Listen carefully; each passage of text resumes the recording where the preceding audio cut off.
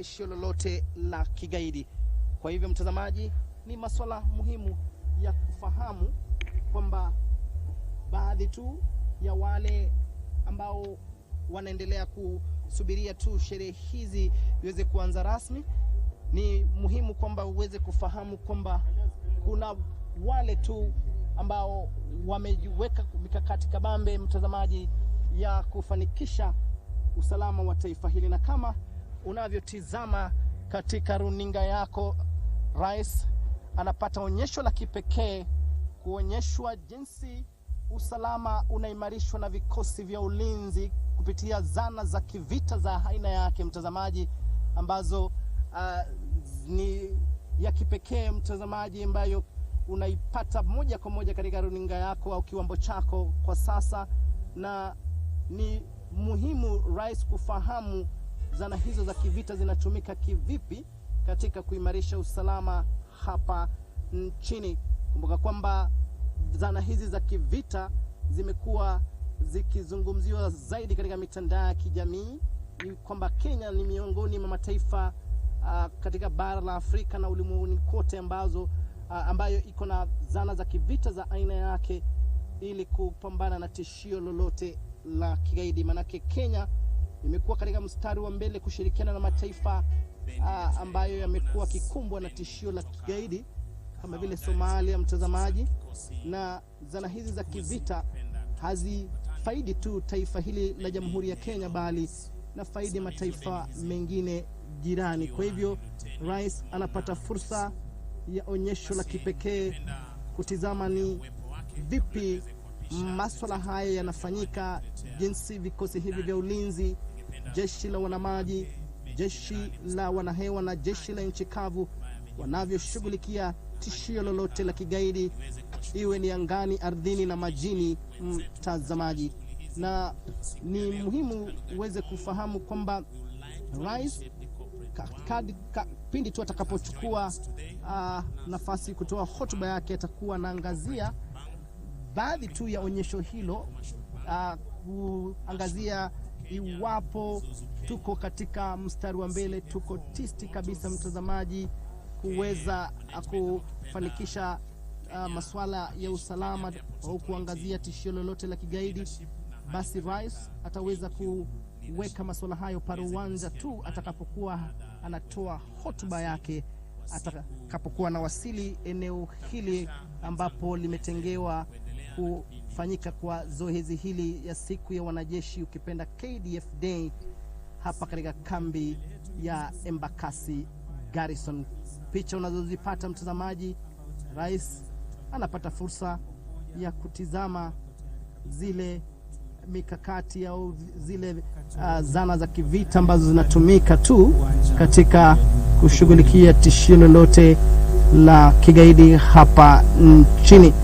Na muhimu vile vile uweze kufahamu Rais hayuko pekee, maandamana na viongozi wa ngazi za juu mtazamaji, kiwemo Eden Duale, waziri wa ulinzi, Monica Juma ambaye ni balozi, yeye ni mshauri wa Rais kuhusiana na masuala ya ulinzi. Vile vile maandamana na mama wa taifa Ruto, akiwemo mkuu wa majeshi mtazamaji, ambaye bila shaka ni Mondiogola, kuweza kuhakikisha kwamba mambo yanakuwa shwari kabisa hapa mtazamaji. Na kumbuka kwamba Rais aliweza kuweka shada la maua katika mnara wa kipekee ambao unaangazia wale ambao waliaga dunia katika jitihada zao za kuhakikisha kwamba mipaka ya taifa hili i salama. Na kama ilivyo ada, kama ibada, kabla ya sherehe hizi kuanza rasmi, Rais pindi tu wanapowasili, sherehe hizi huanza na kuwekwa kwa shada la maua. Manake muhimu zaidi uweze kufahamu sherehe hii inaangazia wao ambao wamefariki wakati wanapotekeleza wajibu wao wa kulinda mipaka ya taifa hili mtazamaji. Na vile vile tu kuweza kuwafariji wale familia ambao wameweza kuachwa pengine na wapendwa wao, na kutoa mikakati mwafaka ya kuhakikisha kwamba hakuna pengo ambalo linaachwa wakati watu kama hao, vikosi hao vya ulinzi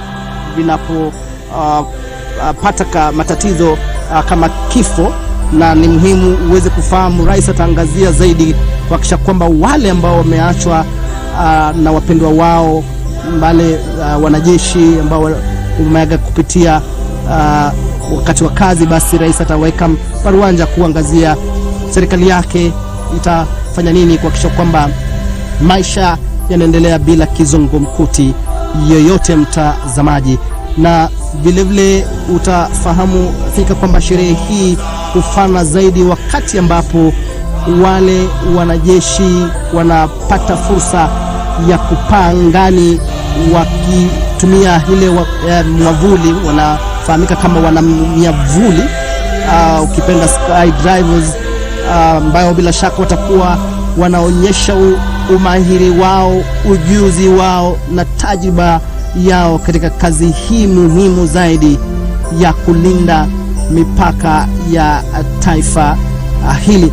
Na wakati kama huu ni muhimu ufahamu kwamba kazi kama hii si kazi rahisi, manake wanaweka maisha yao hatarini ili mimi na wewe mtazamaji tuwe salama mahala popote sisi tupo, mtazamaji. Kwa hivyo ni asasi muhimu zaidi katika serikali, vikosi hivi vya ulinzi, jeshi la wanamaji yani Kenya Navy, jeshi la nchi kavu Kenya Army na jeshi la wanahewa upenda Kenya Air Force. Wao ni watu wa maana sana katika taifa hili, ndio maana tumekuletea picha za moja kwa moja au kumbashara sherehe hii muhimu ya siku ya wanajeshi katika kambi ya Embakasi Garrison. Mwaka jana sherehe hizi mtazamaji zilifanyika katika kambi ya kijeshi ya Laikipia Air Base, na ilikuwa sherehe ya kwanza rais kuongoza. Leo itakuwa ni sherehe ya pili mtazamaji. Maudhui au kauli mbiu katika sherehe ya mwaka huu ni kuweza kuwa na jeshi moja ambayo ina maazimio na malengo moja ya kuimarisha usalama wa kitaifa na nyanjani mtazamaji. Hiyo ndio kauli mbiu katika sherehe au maadhimisho ya mwaka huu katika kambi ya Embakasi Garrison. Kwa hivyo tuko hapa, kikosi kizima kiko hapa tisti, kiwemo mwenzangu Yusuf Fara upande ule, ambapo picha za moja kwa moja zina kuja kwako mtazamaji, sisi tukisubiria hapa upande huu rais aweze kuwasili ili kuweza kuanza rasmi kwa sherehe hizi. Kwa sasa mtazamaji, tupate tumbuizo kutoka kwa wale ambao wamealikwa kuweza kupatia burudani kiongozi wa taifa, manake ni muhimu zaidi wao wakuwepo ili uweze kuhakikisha kwamba maudhui yanaweza kuafikiwa. Pata burudani, pata uhondo mtazamaji kwa sasa.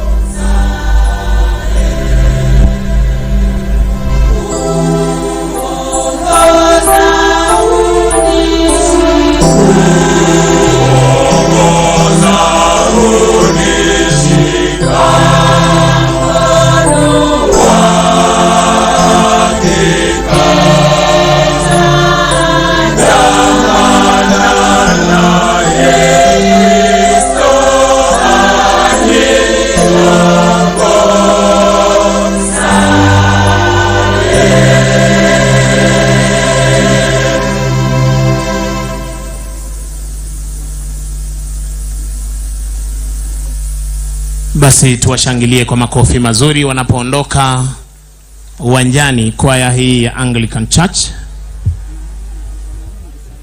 Basi niombe kwa heshima wenzangu wale ambao wako upande ule wa pili, mnaombwa kuweza kuchukua nafasi zenu ili tuweze kutulia wakati wowote tokea sasa. Mgeni wetu rasmi atakuwa anajiunga nasi mahali hapa, kwa sababu unaarifiwa kwamba yuko katika stand ya mwisho, ndiposa aweze kuelekea upande huu ama katika ukumbi huu kuweza kujumuika nasi. Tafadhali naomba kwa heshima wale watoto na hali kadhalika askari wenzangu tuweze kurudi upande huu wa pili na tuweze kutulia. Pia natoa tahadhari, wapo umetembea na mtoto mdogo, uweze kumchunga mwanao asije akapotea Hivi sasa mwenzangu ameweza kumuunganisha mama mmoja ama mgeni mmoja ambaye ameweza kutembea mahali hapa akitafuta mwanawe na mwanawe. Kwa hivyo ninaomba tafadhali, iwapo umetembea na watoto wadogo, uweze kuhakikisha wako chini ya ulinzi wako. Basi nilivyokuwa nimesema hapa awali, tutazidi kuendelea na burudani tunaposubiri Mheshimiwa Rais na Amiri Jeshi Mkuu wa majeshi yote ya ulinzi kuweza kujiunga nasi mahali hapa. Kwako Jabiri. Basi Chitai, uweze kutuletea kipindi kinachofuata kwa burudani.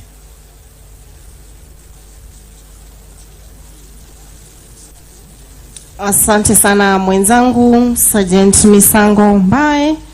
Kwa wale ambao wanajiunga nasi wakati huu, ningependa kwa kari ya kipekee ambayo tunaweza kusherehekea wanajeshi wetu ambao wameweza kupigania ulinzi wa nchi hii. Yellow Wagoners, tafadhali ningeomba muweze kujiandaa kuendelea kutuletea nyimbo tamtam za kiinjili.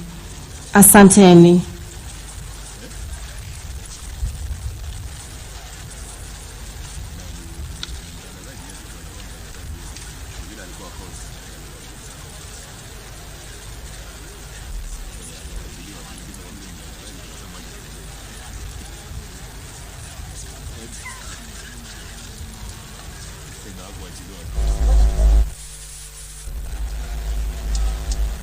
Kule nyuma naomba. Na mtazamaji, kama ndio mwanzo unajiunga nasi, bado ni picha za moja kwa moja sherehe siku ya wanajeshi ambayo inafanyika hapa katika kambi ya kijeshi Embakasi Garrison, baada ya kupata tu burudani kutoka kwa wale ambao wamealikwa kutumbuiza kiongozi wa taifa. Bila shaka sisi hapa tunahakikisha kwamba hakuna lolote unalokosa mtazamaji hapa katika sherehe muhimu zaidi ambayo inaongozwa na kiongozi wa taifa ambaye ndiye Amiri Jeshi Mkuu wa majeshi yote ya ulinzi, Dr. William Samoei Arap Ruto, ambaye amewasili katika kambi ya kijeshi kama lisali moja tu hivi iliyopita. Na alipofika, muhimu zaidi ilikuwa kwanza kuweza kuweka shada la maua katika mnara ambao umewekwa kuwakumbuka walioaga dunia katika jitihada zao za kulinda mipaka ya taifa hili. Na kwa sasa tunatizama tu baadhi ya viongozi kadha wa kadha wa ngazi za juu katika vikosi vya ulinzi naendelea kuwasili eneo hili, huku tukisubiria kiongozi wa taifa na kikosi chake, akiwemo waziri wa ulinzi Eden Duale, Monica Juma ambaye ni balozi mshauri wa rais, akiwemo mama taifa Rachel Ruto, waweze kuwasili katika eneo maalum ambayo imetengewa kwa sherehe hii muhimu zaidi katika kalenda ya Jamhuri ya Kenya. Na kama alivyodokeza mwenzangu Yusuf Farah alipokuwa na mahojiano ya kipekee na Mwenyikae Juma, Meja Jenerali huyo ambaye ni kamanda na shughulikia eneo la Mashariki, kuna jitihada au kuna juhudi ambazo zimeweza kuafikiwa tangu kuzinduliwa rasmi kwa vikosi hivi vya ulinzi, na kwamba Kenya inapiga hatua katika kuimarisha kila kuchao vikosi vya ulinzi, iwe kwamba ni vikosi ambavyo ni vya kimataifa, vikosi ambavyo vinaweza kutuma maeneo yoyote ya taifa hili na kushughulikia tishio lolote la kigaidi, na liwe katika mstari wa mbele kupambana na maadui ambao hao ndio wakuu au mahasimu ambao vikosi hivi vya ulinzi najaribu kupambana nalo,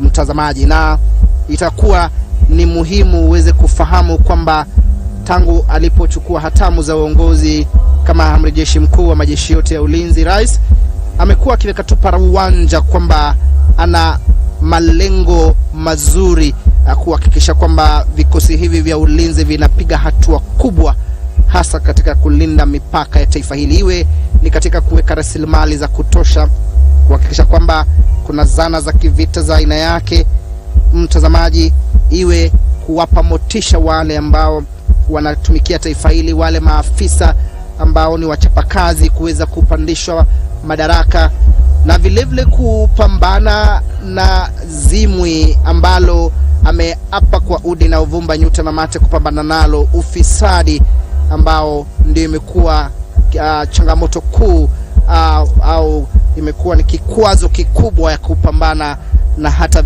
masuala ya usalama katika taifa hili. Kwa hivyo tutasubiria tu hiyo hotuba ya kiongozi wa taifa, manake kilele cha sherehe hii ni hotuba yake atakapokuwa anazungumza kutoa mwelekeo wa taifa katika kupambana na magaidi au maadui.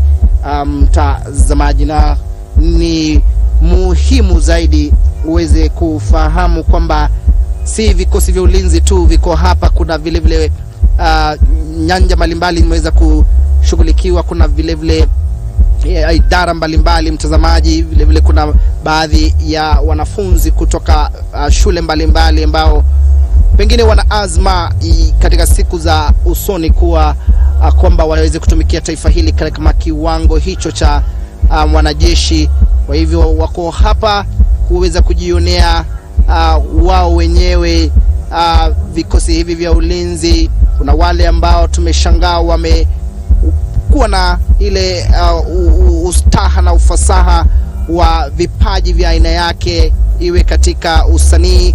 Wameweza kutupatia hapa mashahiri ambayo yanaangazia zaidi kukuza uzalendo na kuimarisha amani, ili kwamba tuishi kama taifa moja, taifa ambalo aliangazii kabila, iliangazii mahala ambako unatoka, iliangazii rangi na kadhalika. Na bila shaka ni muhimu kwamba ile umoja uweze kuzingatiwa. Kumbuka kwamba rais amekuwa akishuhudia baadhi tu ya wale ambao wamekuwa kifuzu katika vikosi mbalimbali, na unafahamu fika kwamba mafunzo ambayo yanatolewa kwa wanajeshi si mafunzo hivi, ni mafunzo ya kukata na shoka, mafunzo ya aina yake. Na watakapokuwa wanapata hotuba ya kiongozi wa taifa, itakuwa tu ni kuangazia kuwapa kongole juhudi zao, mtazamaji, wanapotekeleza usalama, kuhakikisha kwamba kuna usalama hapa nchini. Na kama unavyotizama katika kiwambo chako, rais anaelekezwa tu kuweza kuonyeshwa baadhi tu ya mambo yanavyofanyika wakati vikosi hivi vya ulinzi vinatumwa katika operesheni ya kulinda usalama katika pengine mataifa ambayo yanakumbwa na tishio la kigaidi au kuna uhasama. Na anapata baadhi tu ya wanajeshi hawa wanapata fursa hata ya kumsalimia kiongozi wa taifa. Ni siku yao muhimu zaidi ambayo itaingia kwenye daftari za kumbukumbu. Na kwa sasa, mtazamaji, tupate ile uelekezi ambayo rais anaelekezwa hapo na mmoja wa wale ambao wametwikwa jukumu hilo la kumwelekeza rais jinsi vifaa hivyo vinavyofanya kazi wanajeshi wanapotumwa nje kulinda mipaka ya taifa hili. Hebu tupate mwelekezi huyo ambaye anamwelekeza rais anasema nini.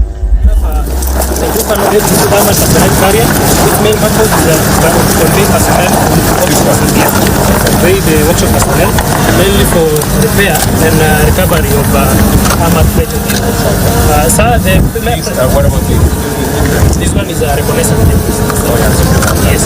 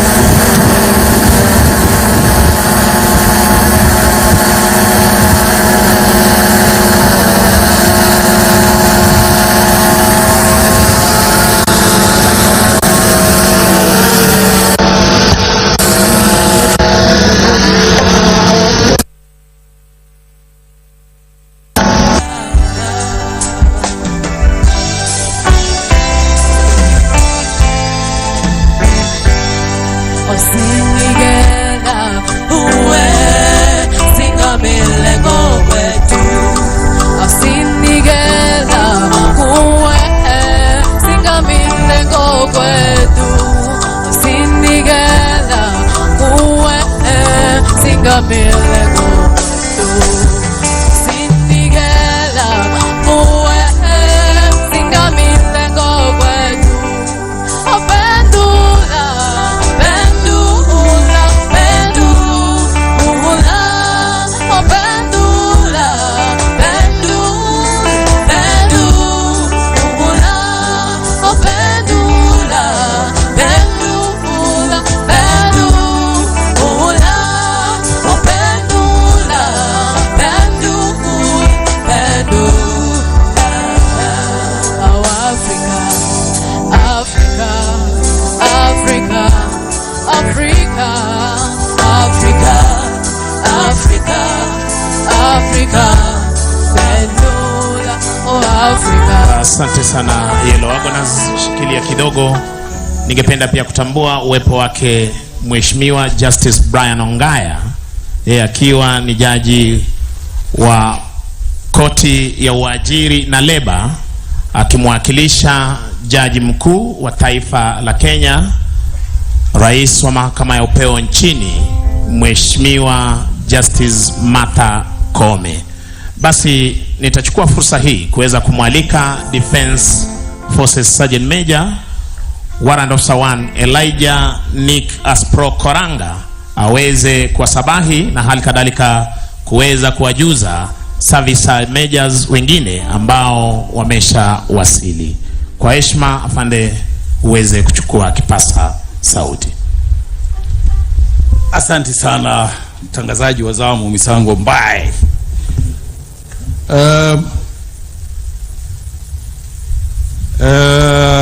Kwanza kabisa nashukuru sana kupata nafasi ya kuweza kuona askari wangu wamefika hapa kwa wingi, lakini sijawahi kujua hali yao ya moral pamoja na familia kama wako chonjo na morali hiyo. Sauti haifiki.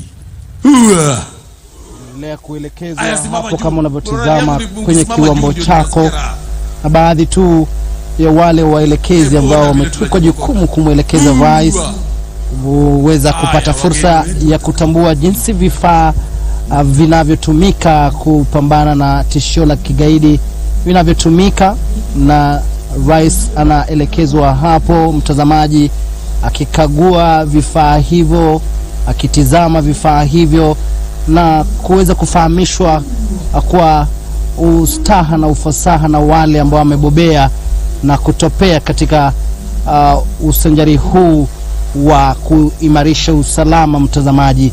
Na bila shaka ni masuala ambayo lazima rais aweze kupitia kabla ya kutoa hotuba yake, manake siku kama hii inaangazia tu vile vile jitihada ambazo zinawekwa na serikali kuweza kupambana na tishio lolote la kigaidi. Kwa hivyo ni fursa tu ya kipekee kwa kiongozi wa taifa kuweza kuonyeshwa jinsi vifaa hivyo vinavyofanya kazi, kiwemo yule mkuu wa majeshi ambaye bila shaka ni Francis Omondi Ogola na waziri wa ulinzi Eden Duale, vile vile wakielekezwa tu na wale ambao wamepewa jukumu hilo. Kumbuka kwamba atakapotoka hapo rais atakuja kwenye eneo ambalo limetengewa sherehe hii. Tayari watu wamesubiria kwa hamu na hamumu, nyuta na mate, rais kuweza kuwasili. Wameketi kitako tangia mwendo wa saa 4 hivi kuweza kusubiri kiongozi wa taifa na kikosi chake kuweza kufika eneo ambalo limetengewa kwa hafla hii muhimu, siku ya wanajeshi ambayo huadhimishwa kila tarehe 14 mwezi Oktoba, hii ikiwa ni sherehe ya 12 miaka ya 12 kuweza kufanyika kwa sherehe hii, mtazamaji. Mara ya kwanza sherehe hii kufanyika ilikuwa mwaka 2012 pindi tu taifa hili lipochukua hatua ya kupambana na tishio la kigaidi kwenye taifa jirani la Somalia, ulipozindua rasmi ile operesheni Linda Nchi, ambayo bila shaka ilikuwa inaangazia zaidi kudumisha na kuimarisha usalama katika taifa la Somalia. Kwa hivyo ni hatua kubwa zaidi ambayo imepigwa tangu kuzinduliwa rasmi au kuanzishwa rasmi kwa sherehe hii muhimu, ambayo muhimu ni ufahamu ni kuwakumbuka tu wale maafisa au vikosi vya ulinzi ambao walikuwa tisti ngangari na ange kulinda mipaka ya taifa hili, na katika ile harakati wakaaga dunia, mtazamaji. Na rais amewavulia kofia na ameweza kuweka shada la maua kama kumbukizi au kuwakumbuka wao kwamba taifa hili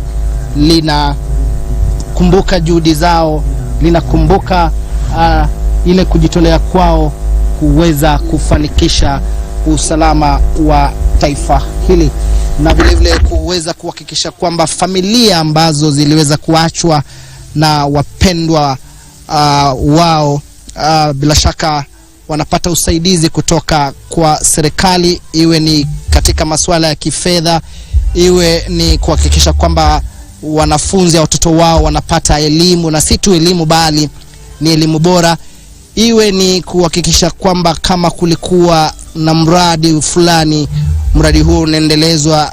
Na bila shaka rais wakati wa sherehe hii mwaka jana aliweza kuangazia zaidi kuhakikisha kwamba familia ambazo wapendwa wao wanaaga dunia katika jitihada za kupambana na tishio la kigaidi, familia hizo haziteseki, familia hizo hazipitii changamoto za hapa na pale, mtazamaji.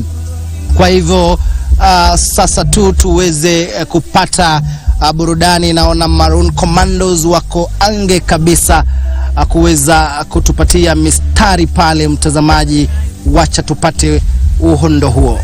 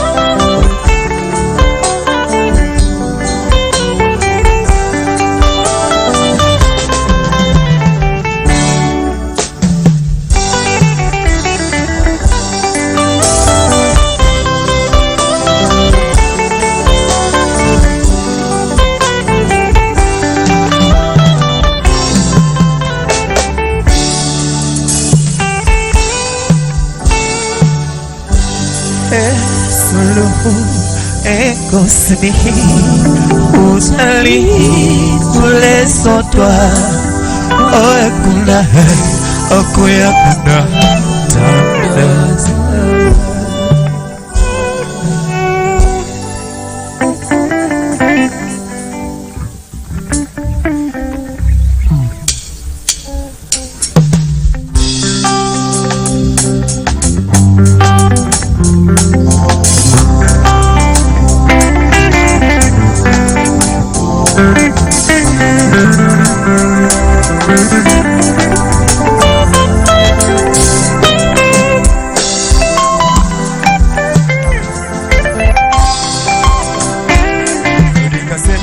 Nilikuwa kijana sasa ni mzee.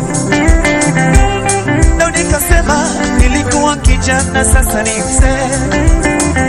Sijawahi ona mwenye haki ameachwa mimi, wala watoto wake kuombaomba nikabeba barani. Mungu ni mwaminifu kwa haki zake wanadamu. Mungu ni mwaminifu kwa haki zake si kama wanadamu. Akiongea Yesu ameongea, akikuahidia kitu Baba ameahidi na ujasiri atatenda kwa wakati wake. Minamwita mfalme wa amani Bwana, minamwita mfalme wa amani Bwana. Na ndo maana minaimba kwa sababu ya amani yake. Ni uwezo gani unaofika Baba? Uwezo gani?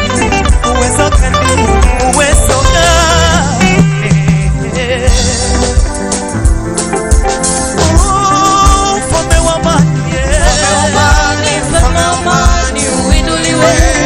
Wewe ni mwema, wewe ni mwema, wewe ni mwema Bwana wangu. Mfalme wa amani, mfalme wa amani, mfalme wa amani uinuliwe. Wewe ni mwema, wewe ni mwema Bwana wangu. Sote tuimbe kwa pamoja. Mfalme wa amani, mfalme wa amani, mfalme wa amani uinuliwe. Wewe ni mwema, wewe ni mwema Bwana wangu. Mfalme wa amani, mfalme wa amani, mfalme wa amani uinuliwe.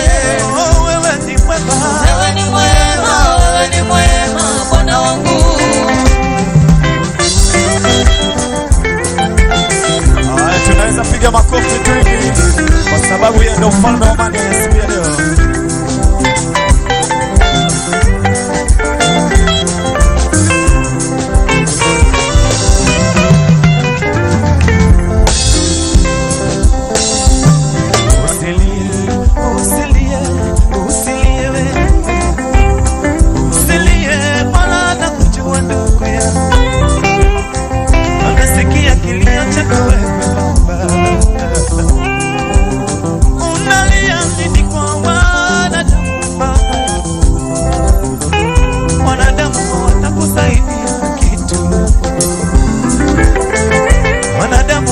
Kusaidia na kitu chochote. Kuna yeye mmoja anayepangusa machozi yake. Ni yule mfalme wa amani, ni yule mfalme wa amani Bwana. Uwezo gani unaopiga kweli? Uwezo gani? Uwezo gani? Uwezo gani?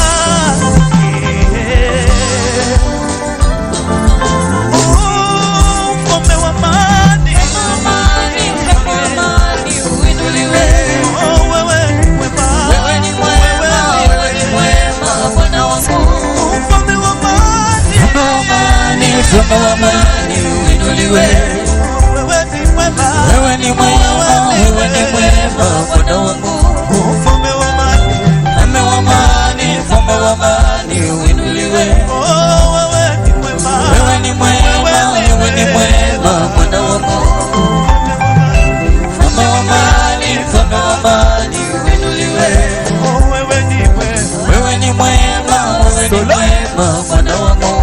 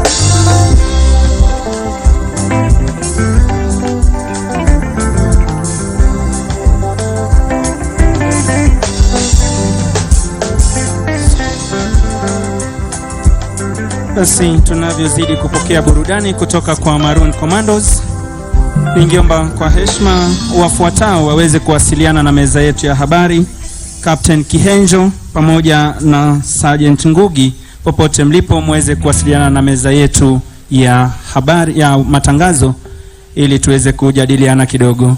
Tuendelee Maroon Commandos tafadhali. Maroon Commandos, tuweze kuendelea na burudani la muziki wa Injili.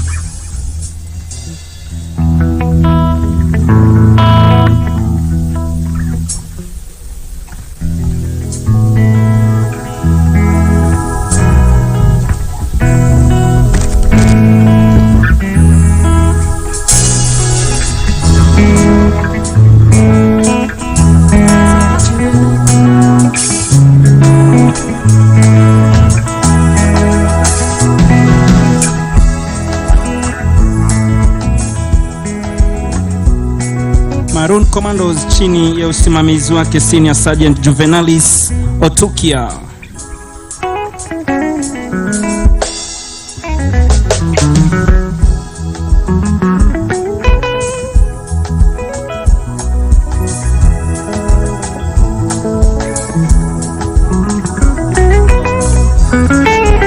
Mbali tumetoka na mahali tumefika, ndio maana ninatambua kwamba wewe ni Ebeneza.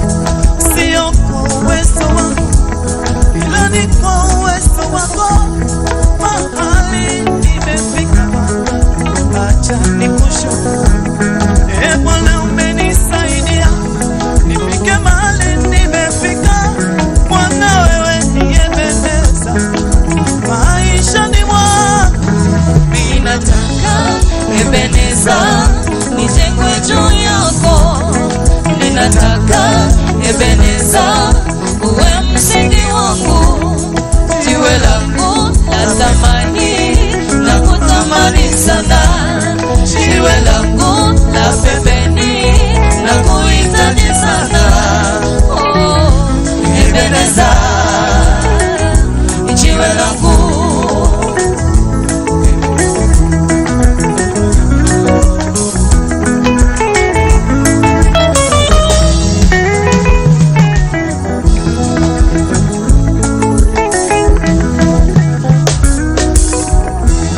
Ninataka ijengwe juu yako. Ninataka ndoa yangu ijengwe juu yako ya. Ndoa zilizojengwa juu yako yawe hazivunjiki kamwe. Nyumba zilizojengwa juu yako yawe hazivunjiki kamwe.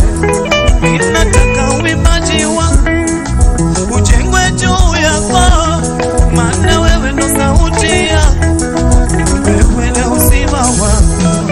Ninataka Ebeneza nijengwe juu yako. Ninataka Ebeneza uwe msingi wangu, jiwe langu la thamani na kutamani sana, jiwe langu la pembeni na kuhitaji sana. Oh, Ebeneza jiwe langu. Ebeneza, Ebeneza, Ebeneza jiwe langu.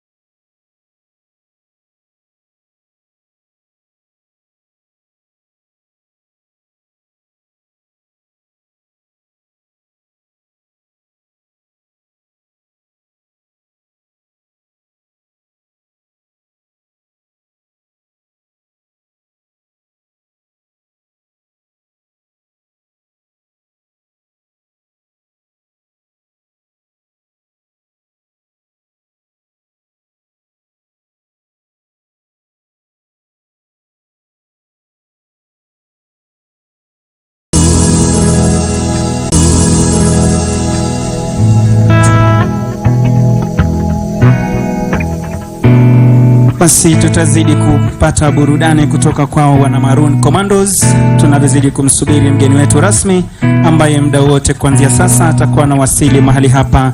Watoto naona wale ambao wanazunguka upande ule, naomba tafadhali wazazi ama wale ambao wamekuja nao mahali hapa waweze kuwashika na kuwazuia kukaa nao sehemu moja.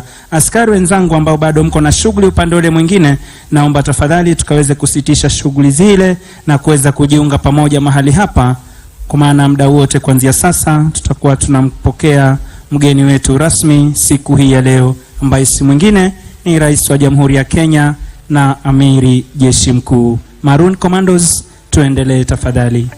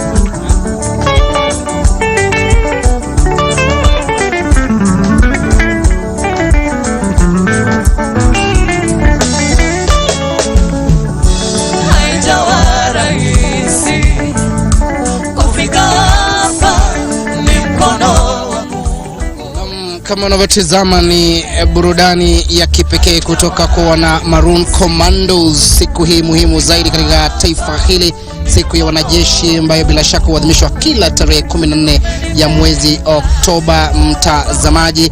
Na wakati wote kutoka sasa, kiongozi wa taifa Rais William Samoei Ruto ambaye ndiye amiri jeshi mkuu wa majeshi yote ya ulinzi atakuwa anawasili. Kwa sasa nimejiunga naye mwanahabari wetu, mwanahabari mwenza ambaye ni mwanahabari katika masuala ya mazingira na vile usalama, Yusufara. Yeye alikuwa katika eneo maalum ambapo kiongozi wa taifa alipokuwa akiwasili, pengine kwa kiduchu tu mwenzangu Yusufara. Naam. Shukrani sana mwenzangu Timothy Kipnusu. Nafikiri utaniruhusu niendelee kwa lugha ya Kimombo. So yeah, as my colleague Timothy Kipnusu said, we were with the president when he was visiting the display area where he visited the various facets of the forces. And for the forces here is what the different facets, that is Kenya Army, Navy and the Air Force, got to show their military might and the different structures, different armor materials that they use for defense of the territorial integrity of the country. Of course, he was able to see in the display areas. One thing he was able to see from the various tents was a display tent of the compensation and welfare of the Kenya Defence Forces officers. Of course, there was a tent for the Directorate of Military Veterans, which main agenda is to honor the sacrifices made by the military veterans during their service and a role in the defense of the Republic.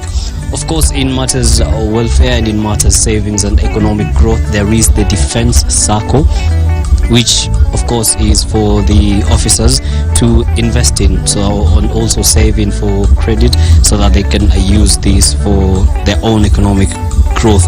Of course, there's the defense forces medical insurance scheme, which deals with matters of healthcare and ensuring access to healthcare services by engaging reputable healthcare institutions for the gallant officers.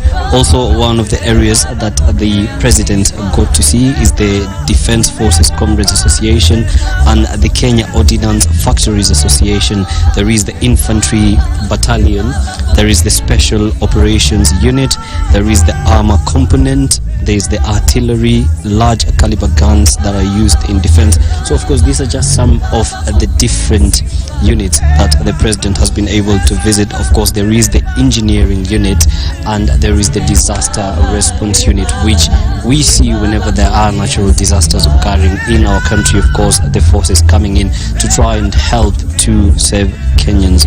Of course, and in line with this year's theme, Timothy Kibnusu, is they did talk about one force, one unit. Maybe in Swahili tunaweza kusema ni umoja kati ya majeshi yote ya Kenya, yale ya angani, yale ya ardhini na wale wana maji.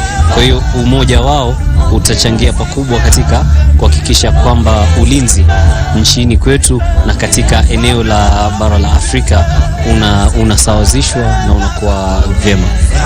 Bila shaka kama ulivyodokeza, na vikosi hivi vitatu ambavyo ni muhimu zaidi, jeshi la wanamaji, jeshi la nchi kavu na jeshi la wanahewa, basi wao ndio wanajukumika pakubwa katika kuhakikisha kwamba usalama wa mipaka yetu hii salama. Kama alivyosema mwenzangu Yusufara, ni kwamba kuna mipango kabambe ambayo imewekwa ili kuhakikisha kwamba wale ambao wameweza kuathirika kwa namna moja au nyingine, familia za wapendwa ambao walifariki walipokuwa katika ile harakati ya kulinda mipaka ya taifa hili, na ni muhimu kwamba serikali iweze kuhakikisha kwamba wanapata fidia, wanapata kuhakikisha kwamba kama ni watoto ambao wameachwa, bila shaka wanapata elimu, na si tu elimu bali elimu bora, na kama ulivyodokeza vile vile kuwepo kwa ile sako au hazina maalum ambayo ipo ili kuhakikisha kwamba fedha hizo zinatumika vyema iwapo serikali imeweza kutoa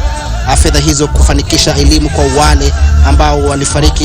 Na ni muhimu mtazamaji afahamu kwamba siku hii ni imetengewa wale ambao waliweza kufariki au walifariki, mtazamaji, kuwakumbuka tu katika juhudi zao za kuhakikisha kwamba mipaka ya taifa hili salama. Na rais ameweza kuweka paruwanja kwamba serikali yake itaangazia zaidi kuhakikisha kwamba kuna zana za kivita za aina yake, na amekuwa akionyeshwa tu zile vifaa ambavyo vinatumika, na tunafahamu fika kwamba yeye ni rais mchapakazi, na tunafahamu mwenzangu Fara kwamba atakapokuwa anahutubia umati huu ambao umefika, maana kilele cha sherehe hii ni hotuba yake, ataweza kuangazia zile maonyesho ambayo ameweza kupitia. Wewe umekuwa katika maonyesho hayo, tuko wapi kama taifa katika kuhakikisha kwamba tunapambana na tishio lolote la kigaidi?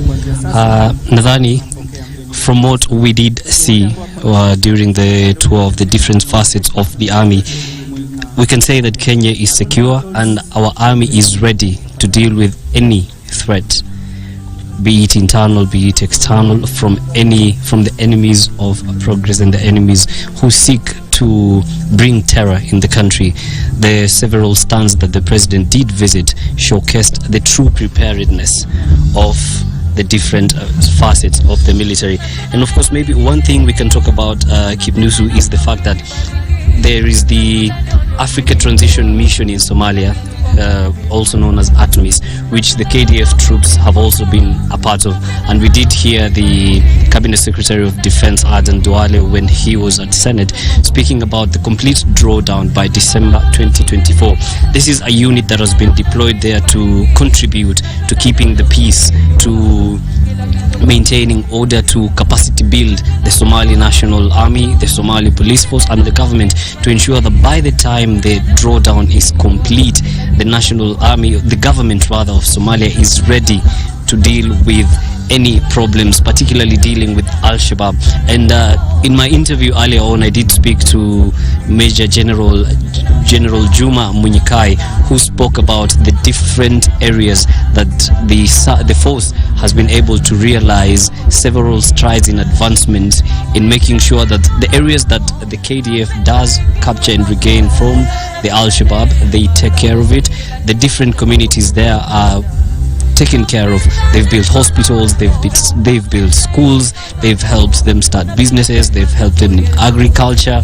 And what he said is by the time that they leave, they're confident that the army, the government of the Federal Republic of Somalia, will be able to secure themselves so that it won't be something that has gone in vain. What we can see right now, the President's entourage approaching the main arena where the celebrations will formally kick off Of course, he's coming from the display area where he was able to see different facets of the forces, that is Kenya Army, Kenya Navy, Kenya and the Kenya Air Force. There is the president's entourage coming in to the venue. Of course, in his company is the Cabinet Secretary of Defense, Aden Duale, the Chief of Defense Forces, General Francis Ogola, among other dignitaries. And of course, they are hosted at the Embakasi Garrison by none other than Major General Juma Munyikai. There is the president coming in what we call a military precision. Of course, being a KDF day where they are celebrated, here comes the head of state.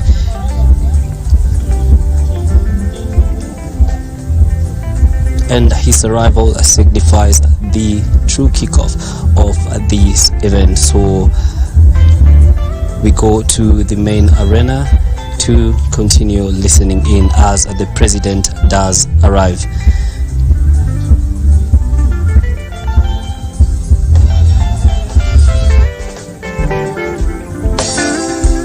Napenda utawala wako, napenda hadi zako.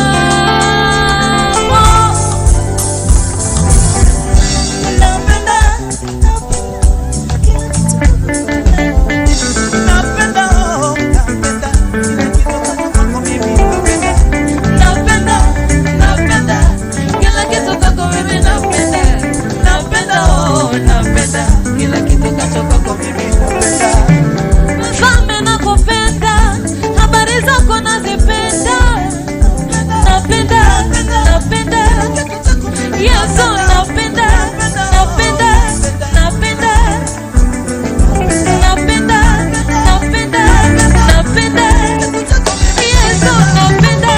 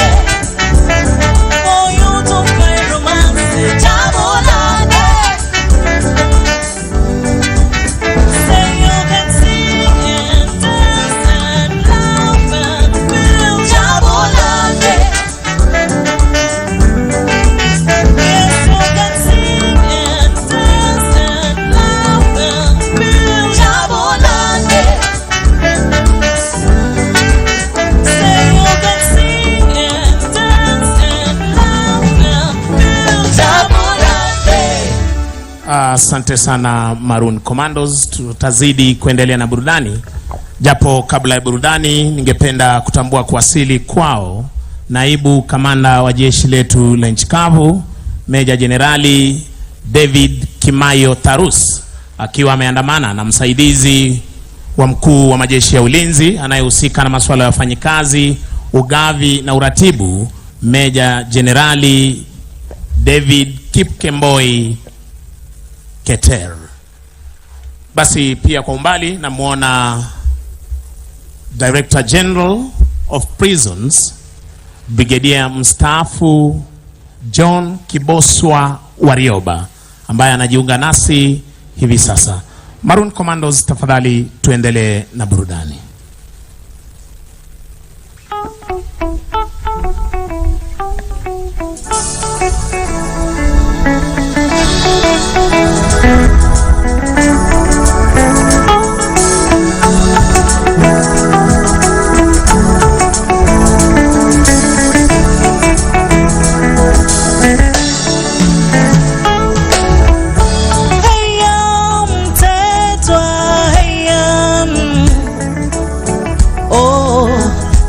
Tada lotana sondela sondela standwa sondela nalotano lo kula na vutanto tano libutalani nomaneka teminawe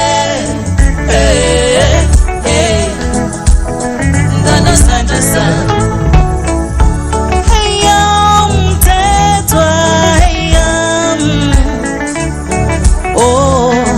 Damtada lontwana ameso wake ayanjibulala oh damtada lontwana sondela sondela sando sondela nalotando lo kula na butanto ntano ibutalani namaneka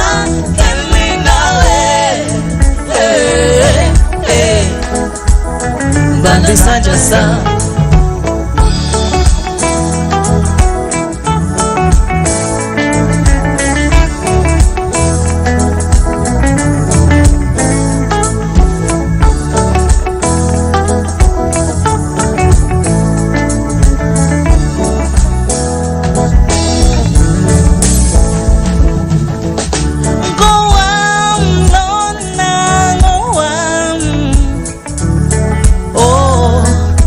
Tada lontwana ameso wayo ayanjibulala oh tada lontwana sondela sondela sondela. Asante sana bendi yetu ya Maroon Commandos. Ningependa kutambua kuwasili kwake naibu kamanda wa jeshi letu la Kenya, Luteni Jenerali wa taifa.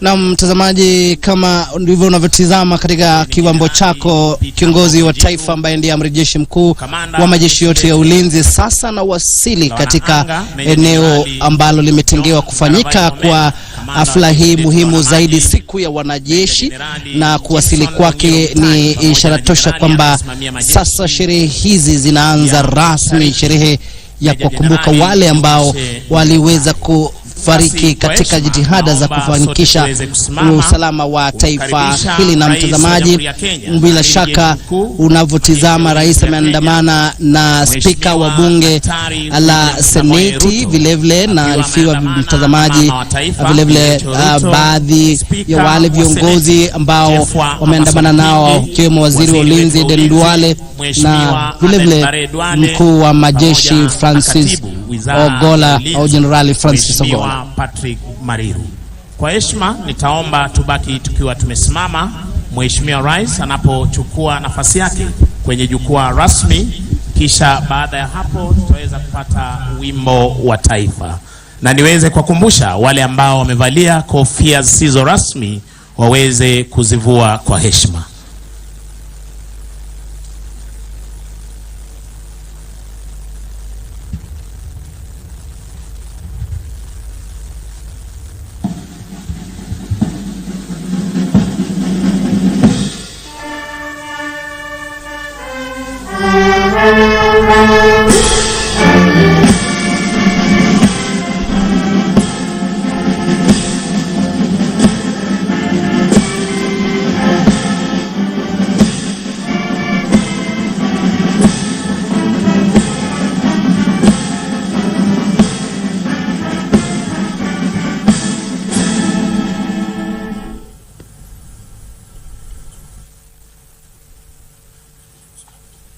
Mheshimiwa Rais, tukiwa tunaendelea kusimama vivyo hivyo kwa heshima, Mheshimiwa Rais, nachukua fursa hii kuweza kukaribisha kabisa rasmi katika uwanja huu, Mheshimiwa Rais, wageni waalikwa, itifaki zote kuzingatiwa, mabibi na mabwana, karibuni na karibuni tena katika uga huu wa Embakasi Garrison, leo ikiwa ndio siku rasmi kabisa iliyotengwa kwa minajili ya sherehe ya majeshi ya ulinzi mwaka huu 2023. Mheshimiwa Rais, ili siku hii iwe ni yenye mafanikio makubwa na tuweze kufanya mafanisi na ufanisi unaozidi nguvu zetu, tunaweza kwa hivi sasa, tunaomba kwa heshima tukaweze kumwalika Luteni Kanali Senior Imam Ibrahim Abdinur akaweze kutuweka kwenye hali ya maombi. Tuvue kofia zetu kwa shughuli hiyo.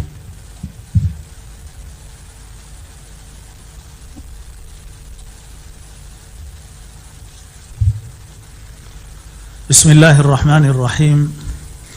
In the name of Allah, the Beneficent, the Merciful.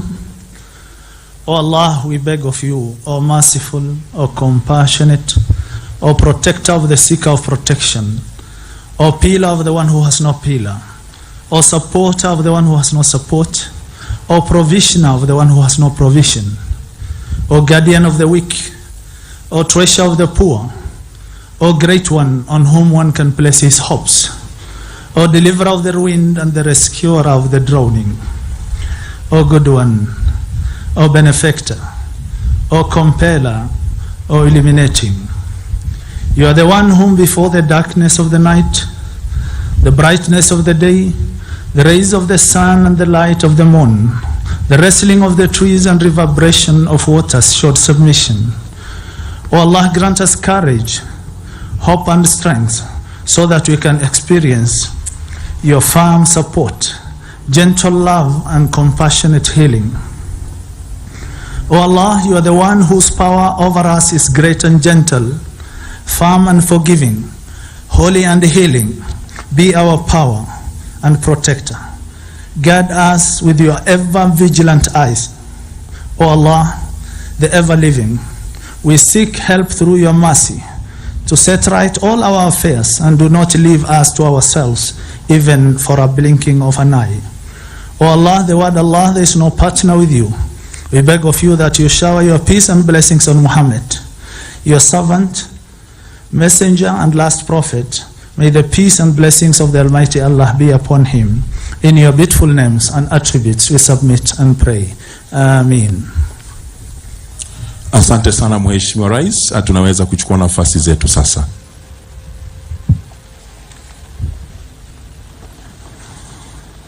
Mheshimiwa Rais, siku hii ya majeshi ya ulinzi huwa inatuletea kumbukumbu nyingi za furaha na hasa ushindi ambao tumekuwa nao dhidi ya maadui wa taifa hili. Lakini wakati mwingine pia huwa tunakuwa na majonzi tunapowakumbuka wale wenzetu ambao walilipia gharama ya juu zaidi hata kupoteza maisha yao. Kinachotupa moyo ni kwamba gharama hii ya juu imetuwezesha kuweza kuandikisha ushindi mkubwa dhidi tunapoendelea na kazi zetu za kulinda taifa hili chini ya kauli mbiu kikosi kimoja dhamira moja, kuimarisha usalama wa kitaifa na wa kikanda. One force, one mission, enhancing national and regional security.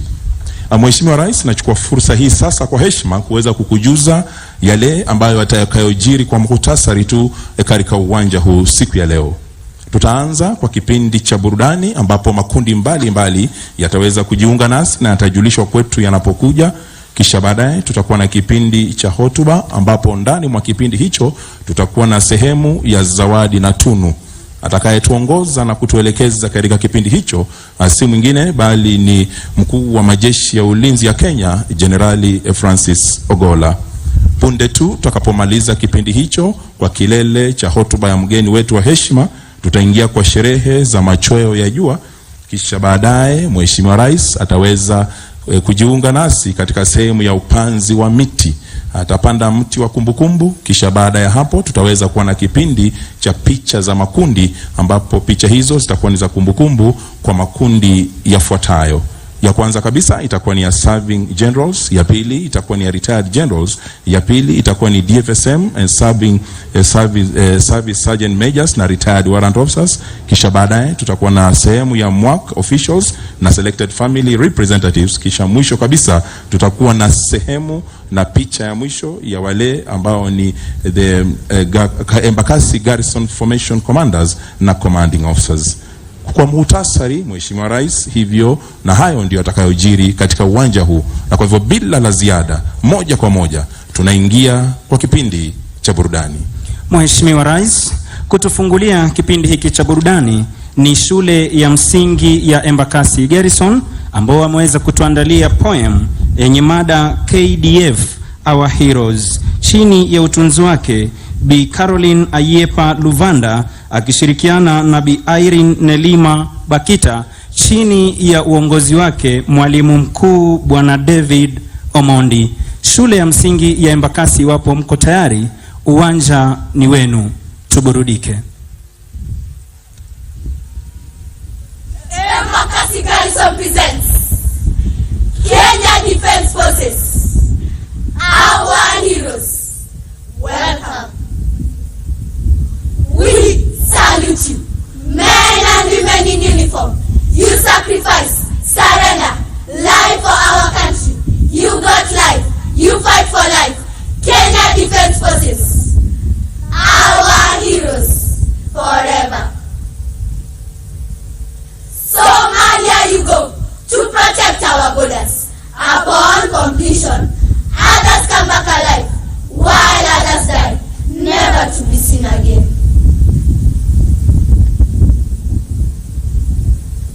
Kenya Defense Forces, our heroes forever. Our life you choose to fight for our country. Brave and fearless soldiers we have. You protect and shield us from terrorism and Al-Shabaab. Kenya Defense Forces, our heroes forever. Today is an hour of prayers forever. Your Excellency, our beloved President, Dr. William Samoei Ruto, we salute you. Your endless support to our soldiers. May God bless you. Kenya Defense Forces, our heroes forever. Our beloved President, you greatly inspire us with your academic excellence.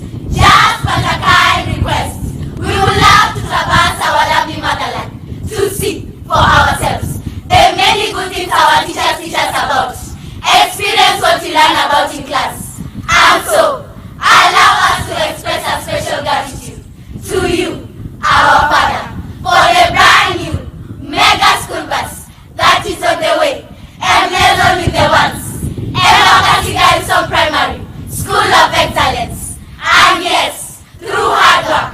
Kenya tunapenda sana, wanajeshi wetu wa Kenya tunapenda sana. Tawavulia kofia kwa kazi nzuri sana, tawavulia kofia kwa kazi nzuri sana. Watoto wote wa Garrison wanapenda sana, watoto wote wa Garrison wanapenda sana. Tawavulia kofia kwa kazi nzuri sana, tawavulia kofia kwa kazi nzuri sana. Rais wetu wa Kenya ni Baba Ruto, rais wetu wa Kenya ni Baba Ruto.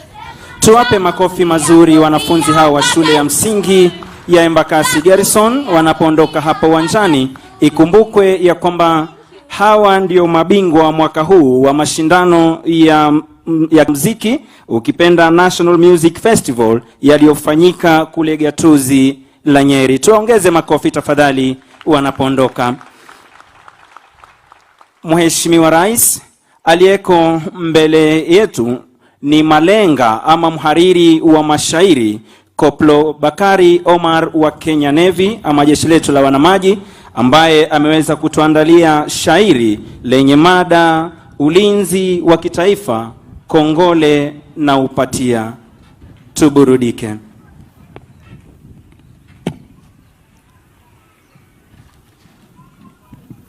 Naanza kwa lake jina Mungu wetu Rahmani,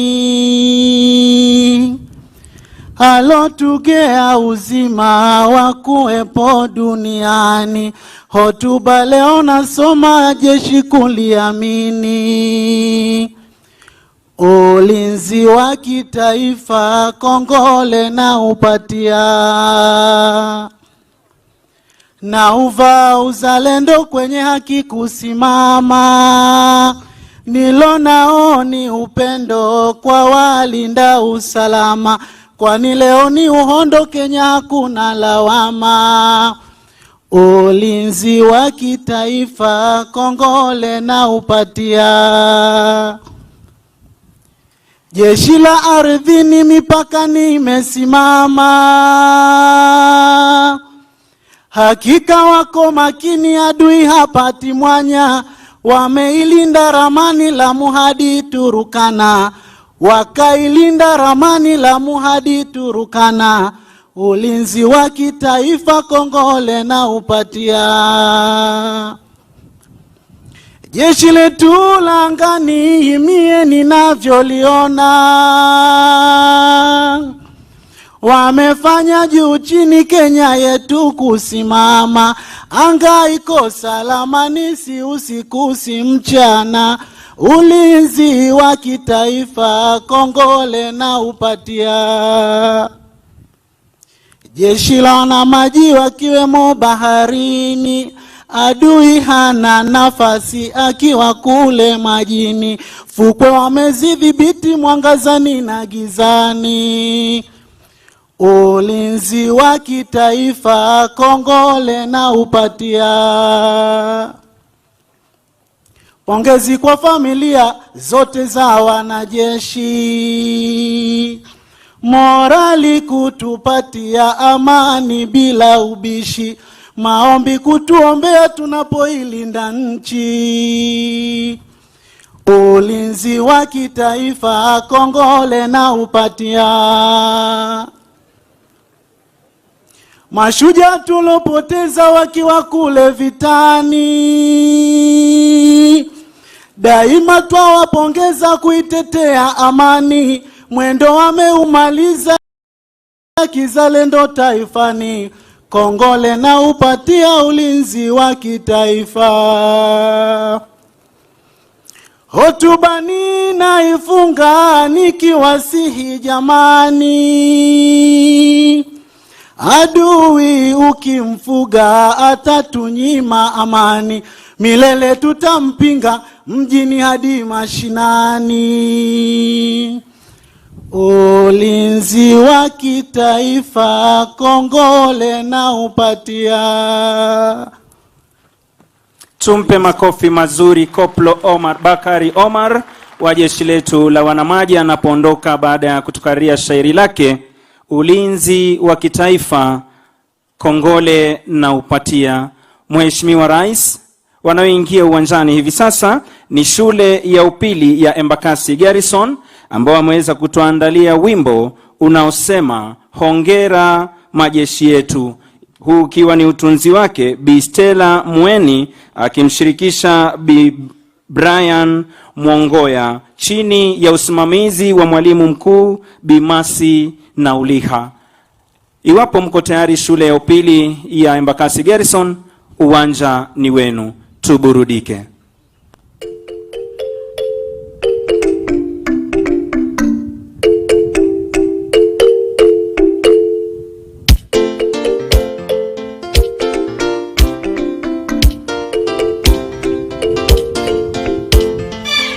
Kwa miaka mingi ya jitihada na kujitolea, wanajeshi wameilinda Kenya. Upendo, amani,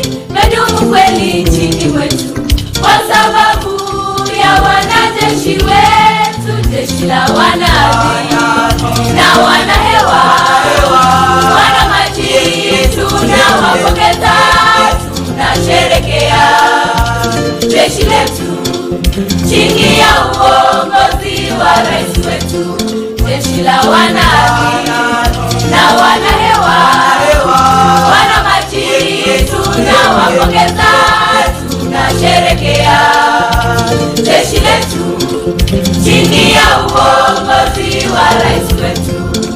Ewe Mwenyezi Mungu, bariki kazi yao, bariki familia na pia juhudi zao, zaidi ya yote ibariki Kenya, nchi yetu tutaipenda sana. Ewe Mwenyezi Mungu, bariki kazi yao, bariki familia na pia juhudi zao, zaidi ya yote ibariki Kenya, nchi yetu tutaipenda sana.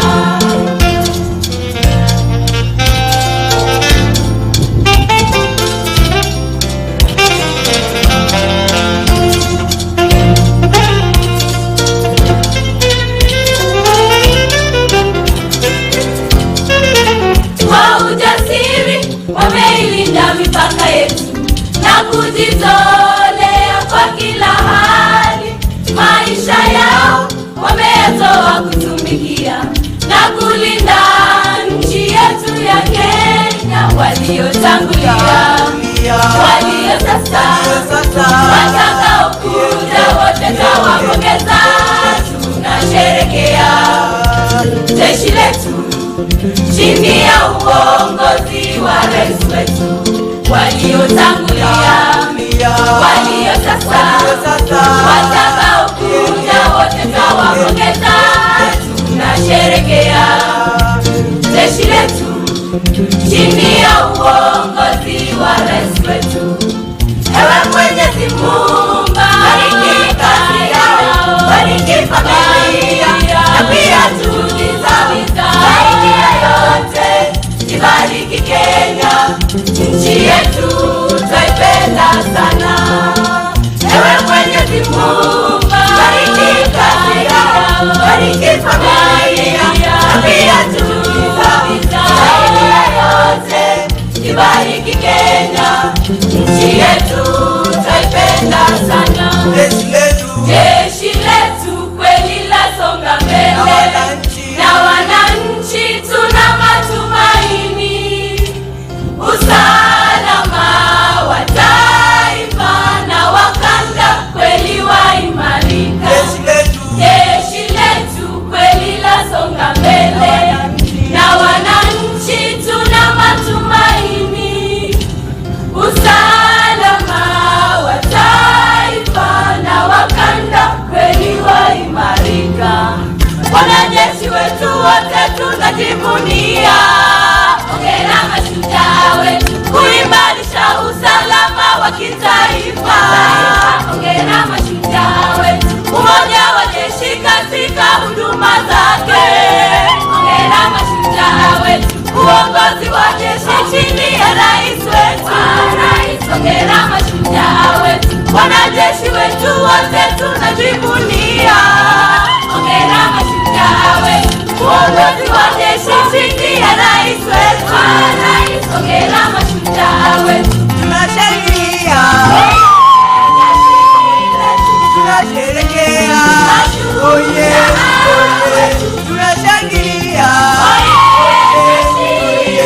tunasherekea, oye, twasema heko. Tuwape makofi mazuri wana shule ya upili ya Embakasi Garrison kwa wimbo wao mtamu kabisa unaosema ya kwamba hongera majeshi yetu. Mheshimiwa Rais, wanaofuata hivi sasa ni wanakwaya wa kanisa Katoliki hapa Embakasi Garrison ambao wametuandalia wimbo unaosema sifa ya majeshi yetu, chini yake mwelekezi mkuu Senior Sergeant Kemboi. Basi wanakwaya wa kanisa Katoliki wapo, mko tayari? Uwanja ni wenu, tuburudike.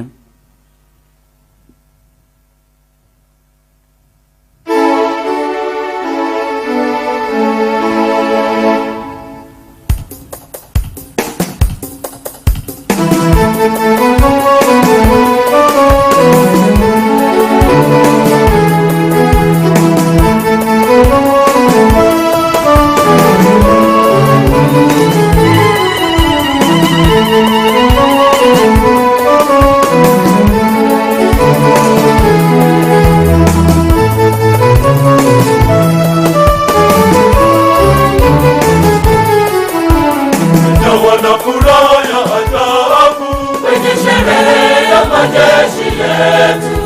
Tumshukuru Bwana Mungu wa majeshi kwa ujasiri wa wanajeshi wa Kenya. Tumejawa na furaha ya ajabu kwenye sherehe ya majeshi yetu. Tumshukuru Bwana Mungu wa majeshi kwa ujasiri wa wanajeshi wa Kenya. Enyi watu wote, tuimbe kwa furaha, tushangilie familia ya Mungu wa majeshi. Enyi watu wote, tuimbe kwa furaha, pongezi wapongeze wanajeshi wetu. Usalama wa taifa la Kenya ila jukumu la majeshi yetu.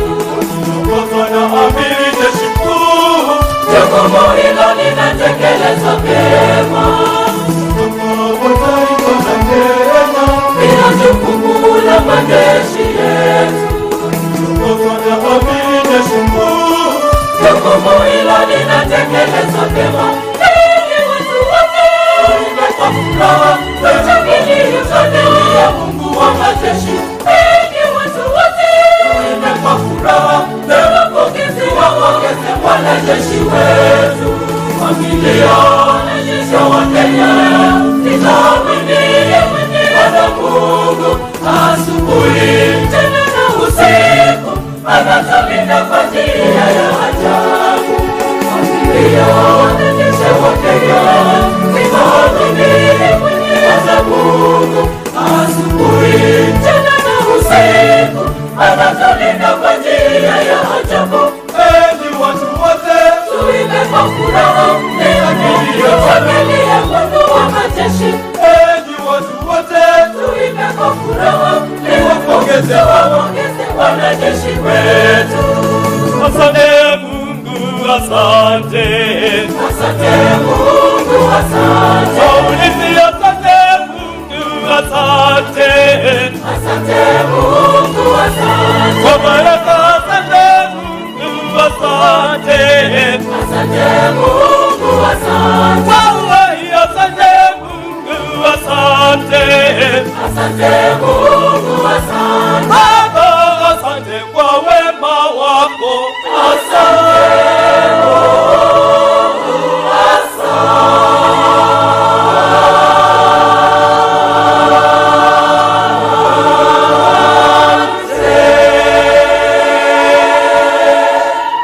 Tuwape makofi mazuri basi wanakwaya kanisa Katoliki hapa Embakasi Garrison kwa wimbo wao mtamu kabisa ambao wameweza kuandaa kwa ajili ya siku ya majeshi.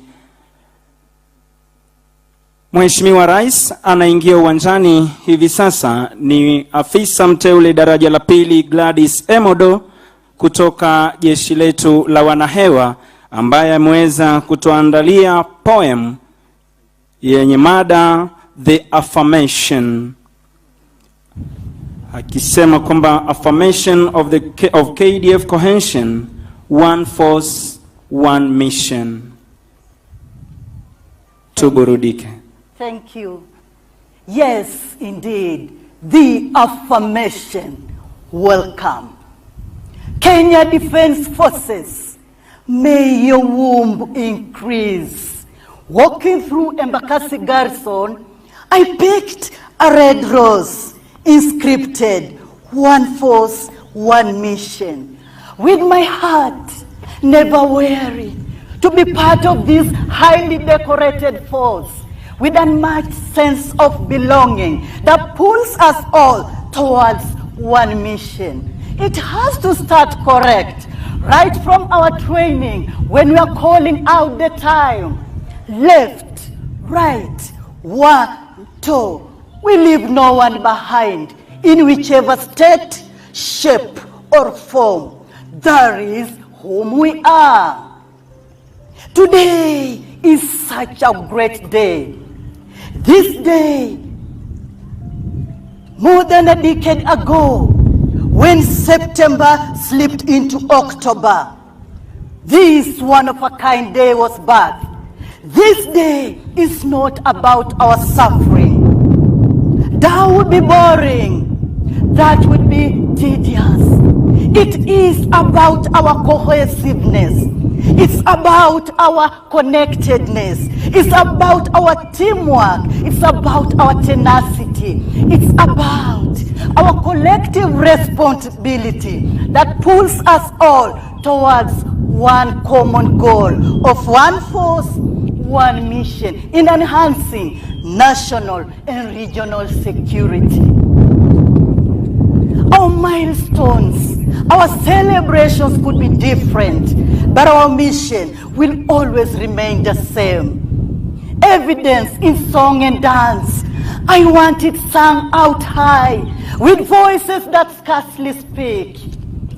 Hii jeshi mambo yetu, vitendo vyetu, sawa sawa, kazi yetu, sawa sawa, bidii yetu, sawa sawa, nidhamu yetu, sawa sawa, morali yetu, sawa sawa. Yes, indeed. Teamwork makes the dream work with one holistic and integral mission of more of we, less of me. Overcoming obstacles together towards the safety and security of our nation at the battlefront. Health and happiness of our families at the home front. When we work together, great things happen. You cover my back, I cover your back. You succeed, I succeed. We succeed. Our operations revolve around great teamwork. We rely on that man or woman on our left, that man or woman on our left to get things done. For me, honestly, it's the brotherhood, it's the pure camaraderie that is deeply embedded in our military DNA. If you know, you know. The value of a soldier, the value of a soldier can never be overemphasized. Having a great team that is motivated, that is psyched up, that is courageous, is a success to a resilient force. Thank you all for tuning in into this episode of One Force, One Mission. Happy KDF Day. Thank you. Tumuongeze makofi Warrant Officer 2 Gladys Emodo kwa poemu hiyo maridadi kabisa ambayo ameweza kuiandaa kwa ajili ya siku ya leo. Uwanjani hivi sasa Mheshimiwa Rais ni wasanii kutoka kwa jeshi letu la nchi kavu, Koplo Maganga akimshirikisha Private Momanyi ambao ameweza kutuandalia wimbo wa kutukumbusha sisi wanajeshi kwamba taifa letu la Kenya ni muhimu kushinda mtu binafsi, na wakati mwingi wakiwa kwenye shughuli zao za operesheni mbalimbali huweza kuimba wimbo huu ili kujikumbusha majukumu walionayo dhidi ya ulinzi wa taifa na shughuli nyingine mbalimbali. Tuburudike. One mission, one force, one mission. Enhancing national and regional security. Happy KDF Day. Makofi mazuri kabisa kwao wanapoondoka uwanjani, na makofi pia mengine tena kwa yale makundi yote ambayo ameweza kutuletea burudani siku ya leo. Na kwa kikundi hiki kinachoondoka, Mheshimiwa Rais, tunatamatisha sasa sehemu na kipindi cha burudani.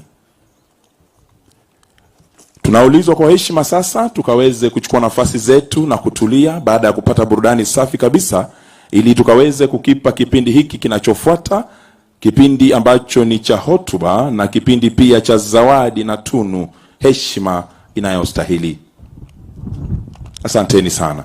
Ni heshima yangu sasa kuweza kumwalika atakaye tuongoza na kutuelekeza katika kipindi hiki, ambaye si mwingine bali ni mkuu wa majeshi ya ulinzi ya Kenya, Francis Ogola, CDF sir.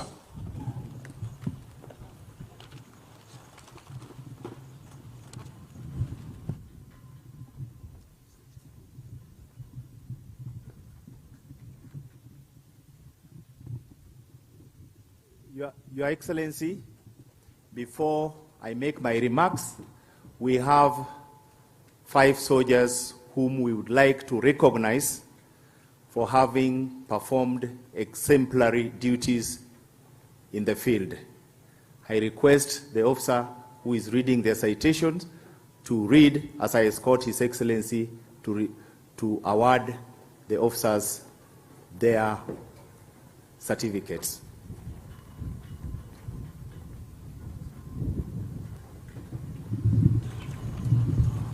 Honors and awards. 80720 Corporal Ahmed Shire, 10 Engineers Battalion, Kenya Army. On the 1st of June 2022 at Doble, Somalia, Corporal Shire manually removed an under-vehicle improvised explosive device, UVID, after all efforts failed using a remotely controlled robotic vehicle.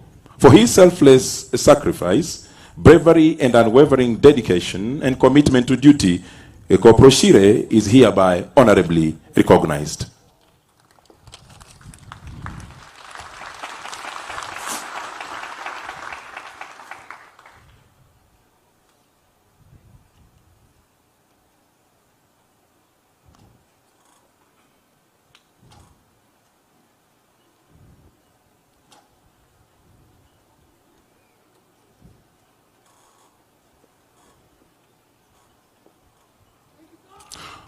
One 50875, a Trooper Laban Chirchir, a 30 SF, Kenya Army. On the 18th of May 2021, as part of number 1 troop of Esquadron, a 30 Special Forces Regiment, while deployed in Operation Amani Boni, a Trooper Chirchir stabilized 2 casualties injured in an ambush and sustained them for over 6 hours before the casualties were evacuated. For his professionalism, dedication and commitment to his duties, a Trooper Chirchir is hereby honorably recognized.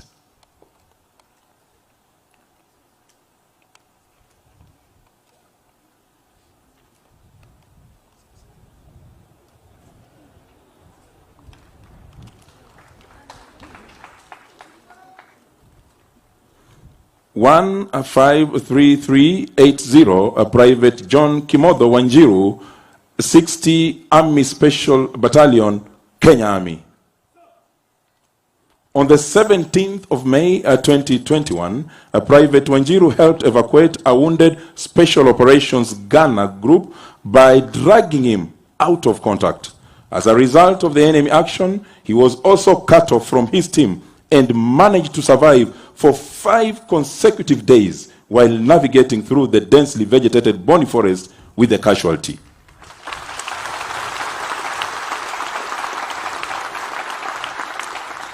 For his gallantry and bold act, a Private Wanjiru is hereby honorably recognized.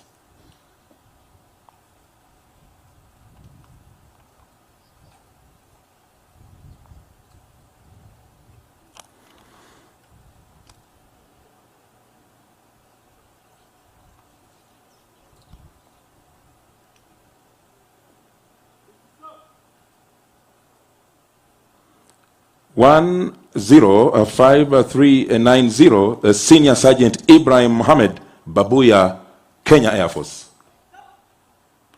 Over the course of his duties, Senior Sergeant Babuya has been instrumental in cross-branding of combat radio communication and actualizing the Kenya Defense Forces Command and Control System, saving substantial finances.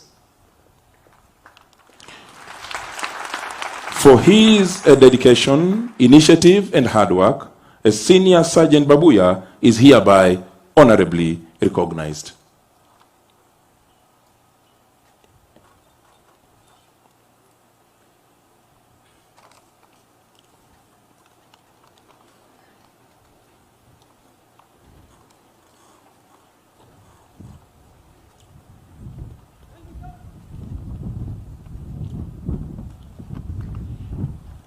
Three, 4, 8, 98, Sergeant Alois Otieno Migai, Tech Electrical, Kenya Navy, Mtongwe.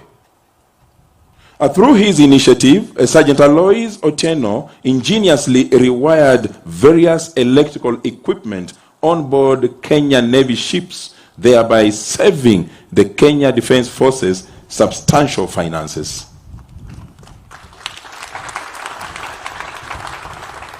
For his resourcefulness and commitment, Sergeant Alois Migai is hereby honorably recognized.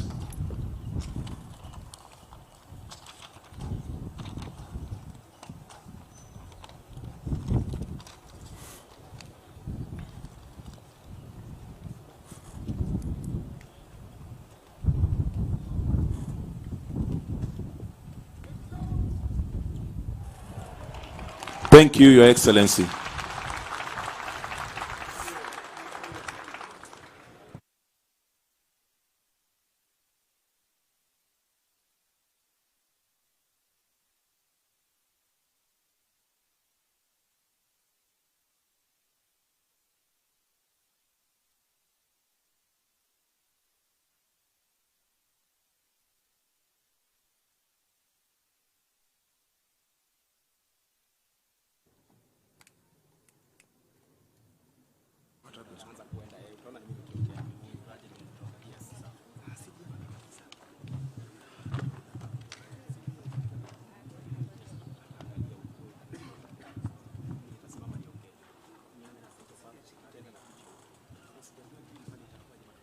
Your Excellency, the President and the Commander-in-Chief of the Kenya Defense Forces,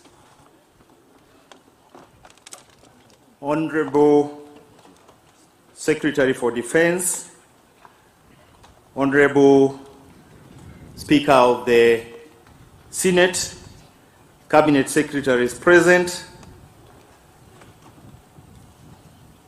Principal Secretaries present, Vice Chief of Defense Forces, Service Commanders, General Officers, serving and retired, and I wish to recognize the Chief of Defense Forces retired who are here with us today.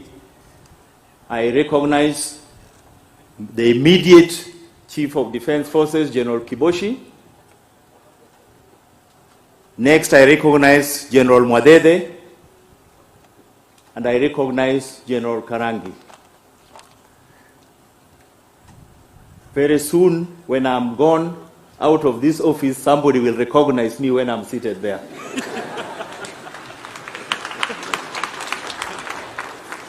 Senior officers, fellow officers, Defense Forces Charge Majors, my fellow soldiers, ladies and gentlemen. Your Excellency, before I get into the essence of today's gathering, allow me to express my deepest gratitude to you for gracing this occasion. Your presence here today, Your Excellency, is not merely symbolic, but serves as a testament to your unwavering commitment and support to the Kenya Defense Forces. It inspires and reassures every individual in uniform, reminding us of the sacred trust our nation has bestowed upon us. Thank you, Your Excellency, for standing with us today and always. Your Excellency, today as we gather under the vast expanse of our nation's sky, we are bound by a profound sense of gratitude and remembrance. We come together not merely as individuals, but as a united front to reflect upon and honor the unparalleled acts of valor and gallantry displayed by our defense forces, heroes and heroines. Each year, this day serves as a testament to the indomitable spirit of our soldiers, airmen, and sailors. Our observance of KDF Day is not a recent tradition.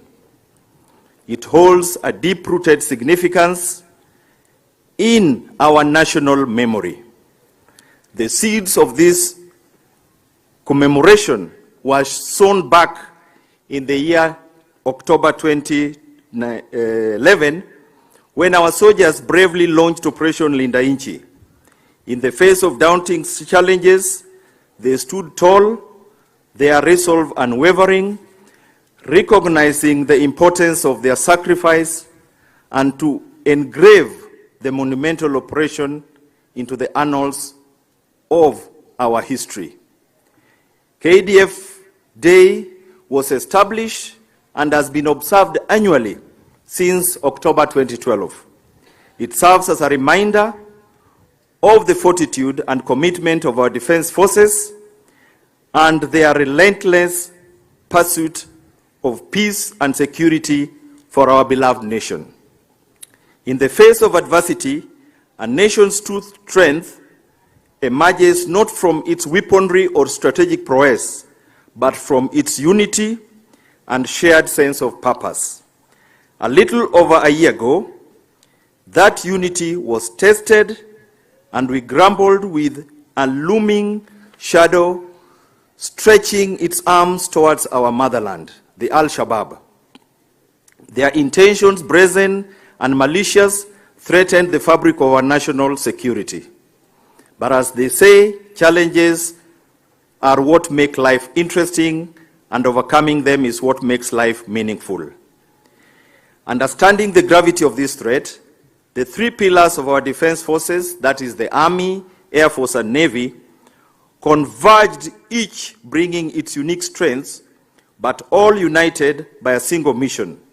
This seamless synergy was emblematic of our guiding dictum, one force, one mission. The objective was clear: to neutralize Al-Shabaab threat and secure our homeland security. Yet, wars are never simple, and neither was this one. The journey was difficult and fraught with challenges.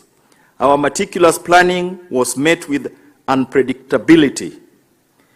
Our determination with resistance, but in every challenge, we found opportunity, in every setback, a lesson, and in every victory, renewed hope. Yet, it is essential to remember that these victories often come at a cost. Like in all wars, there were heroes who faced the dusk so that the nation could see another dawn. Their sacrifices are engraved not just on memorials, but in our hearts and the accounts of our nation's history. These brave souls, our fallen heroes, made the ultimate sacrifice, embodying the essence of service before self. Today, as we stand in reflection and gratitude, we honor them, our guiding stars in the vast skies, reminding us of our purpose and cost of freedom. Every corner of the world resonates with stories of heroism, tales of bravery, and sagas of sacrifice. At the heart of these narratives lies the military service, a call that beckons individuals not just to be soldiers in uniform, but to be guardians of a nation's dreams and aspirations. Responding to this call is not a mere act of enlisting, but an embodiment of ideals that few can truly comprehend. It is a commitment to sacrifice, a promise of self-denial, and an unwavering display of patriotism. The very essence of military service is bound in the promise to stand as the bulwark against tempest that threatens our homeland, come what may. Kenya, with its vibrant history and dynamic future, has been nurtured by its sons and daughters who have understood this call and have chosen to stand between their peaceful homeland and the perils that lay beyond their borders. Our mission as the Kenya Defense Forces is unequivocally clear. We stand as the guardians of our nation's sovereignty and the territorial integrity, ensuring that every inch of our sacred land remains untouched, unharmed, and unyielding to threats. As we navigate this complex tapestry of global geopolitics and an ever-evolving security landscape, our commitment remains unshaken. We evolve, we adapt, but our core objective remains unchanged. Our eyes and ears are forever scanning the horizons, ensuring that our strategies and capabilities are not just responsive, but proactive to any challenges to our national sovereignty. For in the end, our nation's boundaries are not just lines on a map, but a testament of our history, our culture, and our shared destiny. Your Excellencies, ladies and gentlemen, in an era where fog of war grows ever more complex and the theater of conflict becomes increasingly intricate, the bedrock of our esteemed military service remains its commitment to professionalism and ethical conduct. The Kenya Defence Forces, in its pursuit for national security and peace, holds these principles in the highest regard. Our training does not merely prepare us for battle, but instills in us a code that upholds the sanctity of life, the respect of adversaries, and responsibility to protect the innocent. Every operation we embark on, every mission we undertake is executed with laser-focused precision to minimize the touch points of conflict and prevent undue civilian casualties. For in our books, victory isn't merely overpowering an adversary, but doing it with honor and integrity. But in underlying this professional and ethical commitment is a foundation of underlying dedication. Dedication to our motherland, dedication to the ideals we stand for, and dedication to the sacred trust placed upon us by the people of Kenya. Our resolve, particularly when it comes to matters of national security and territorial sanctity, is unwavering. In the face of challenges, be they threats or covert machinations, KDF stands firm, resolute pillar against the winds of adversity. Our dedication stems not from obligation, but from a deep-seated love of our land and its people. It's a promise and an oath taken by every member of the armed forces that we will remain steadfast, guarding the frontiers and ensuring that our nation's flag continues to flutter high, a symbol of our indomitable spirit of peace and national unity. Your Excellency, throughout the records of history, the successes of any institutions, particularly a defense force, are not achieved in isolation. It is in a collaborative spirit and unwavering support of leadership that propels an organization towards achieving its goals. Today, I stand before you not just as a representative of KDF, but as a testament to the immense support and trust we have received.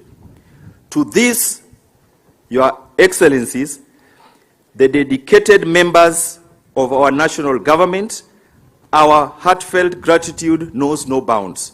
Your steadfast belief in our capabilities, our continued support, and your commitment to our shared vision have been the driving force behind every maneuver, strategy, and victory. With your side, we've scaled heights and surmounted challenges that once seemed unsurmountable. Your Excellencies, ladies and gentlemen, as I draw my reflections to a close today, it is essential to crystallize the ethos that bind every member of the Kenya Defence Forces, from the greenest recruit to the highest ranking officer. There is shared heartbeat, shared rhythm that resonates with the crescendo of one force, one mission. In a world full of complexities, where challenges evolve every day, our commitment remains steadfast and singular. Kenya Defence Forces, bound by duty, honor, and love for our motherland, will continue to stand as an unbroken fortress. United in diversity, dedicated in our purpose, we pledge to continue our valiant watch, ensuring the sovereignty and sanctity of our beloved republic and preserved for generations to come. With those many remarks, before I invite Your Excellency, I want to make an apology, Your Excellency. When I was going through the salutations, I discovered I did not recognize Her Excellency, the First Lady. I apologize, Your Excellency. With those few remarks, Your Excellency, before I invite you, I wish to make one small presentation on behalf of the officers and service members of the Kenya Defence Forces.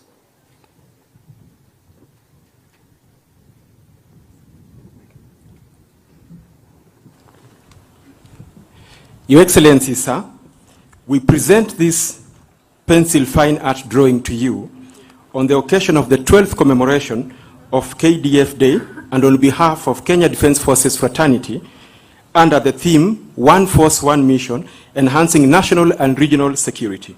This drawing is by Sergeant Joseph Ngugi Mwaura, who joined the military in November 2013 and is a fitter general at the Kenya Air Force Defence Forces Technical College here at Embakasi, Garrison. Sergeant Ngugi has had a passion for pencil fine arts since his childhood.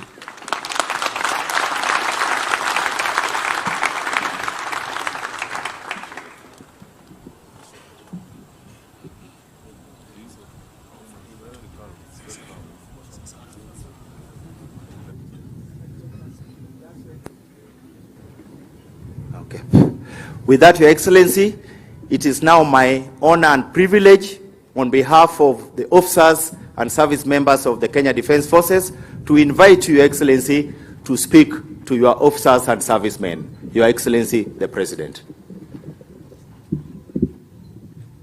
Thank you very much, General, and please let's take our seats.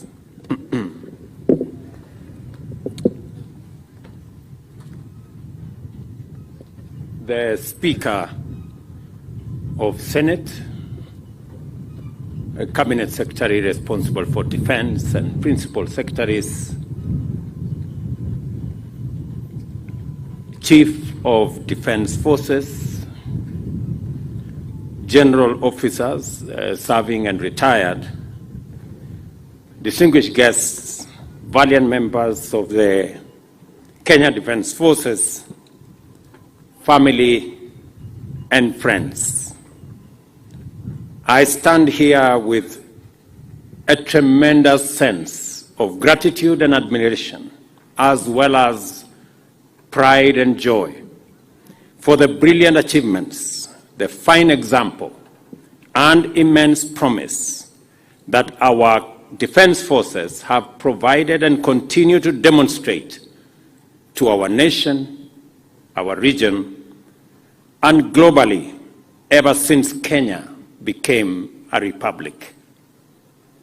In a world that has entered a sustained period of unprecedented complexity and dynamism, with rapidly mutating threats and challenges, as well as complicated and demanding opportunities, our defense forces have played their part of establishing, maintaining, and enhancing security and stability, which are the foundation on which progress rests with excellence.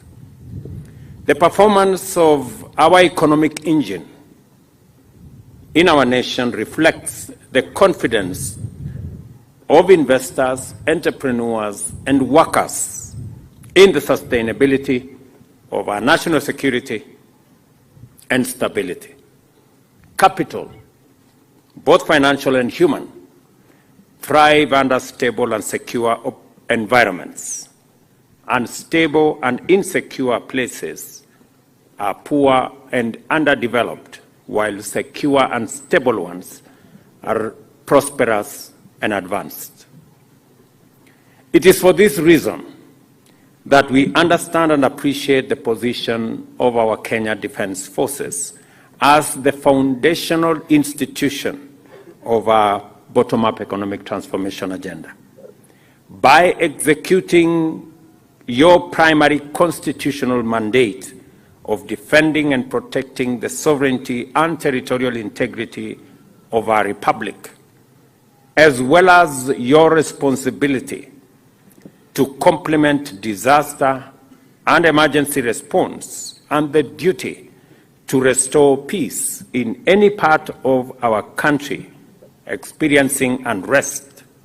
The Kenya Defence Forces are the dependable guardians of our freedom, our security, and our prosperity, for which, as a nation, we are eternally grateful. It is therefore quite encouraging that in performing your roles, the Kenya Defence Forces exemplify the best Kenyan values and principles while at the same time defending them in the best way possible.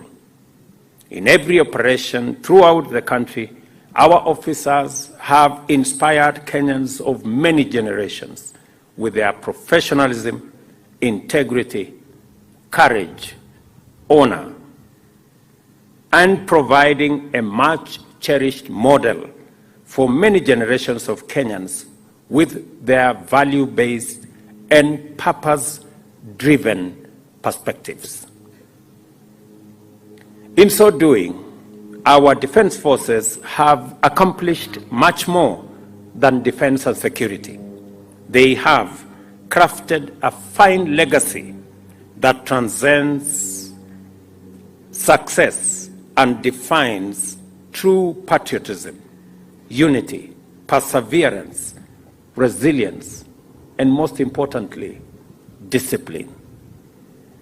This legacy has been written in our hearts and minds, and it is our duty and privilege to use every opportunity to express our individual and collective gratitude as citizens of Kenya to you, our men and women in uniform, and very specifically, our Kenyan Defence Forces. On behalf of the people and government of Kenya, I stand here to thank you for your many noble sacrifices, silent labors of love, quiet heroism, and unseen effort on all our behalf. We know that many a times it is never easy, yet you nevertheless go forth bravely and get the job done one way or another. Somehow you get it done. Standing on the secure foundation of numerous and magnificent achievements by past generations of brave and noble soldiers, we confidently survey a future that presents myriad threats and challenges that are not only different and more complex than any other we have ever encountered, they also mutate at overwhelming rates. Our confidence is not because yesterday's threats and challenges were simpler or easier. Rather, we are confident because our standards are high and we have been prepared for complexity and difficulty as a matter of principle and are now more prepared than ever before. We witness this as you engage one assignment after another with greater success and professionalism that we have seen and we have experienced. This standard applies consistently across our entire spectrum of services. That is why we are one force, one mission. Kenya is a vibrant, peace-setting nation with an enterprising people whose pioneering spirit frequently takes them across our borders in pursuit of opportunities.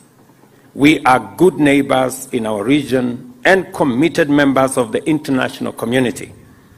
Just as we are committed to regional, Pan-African, and global economic integration, we are also invested in regional, continental, and international peace and security.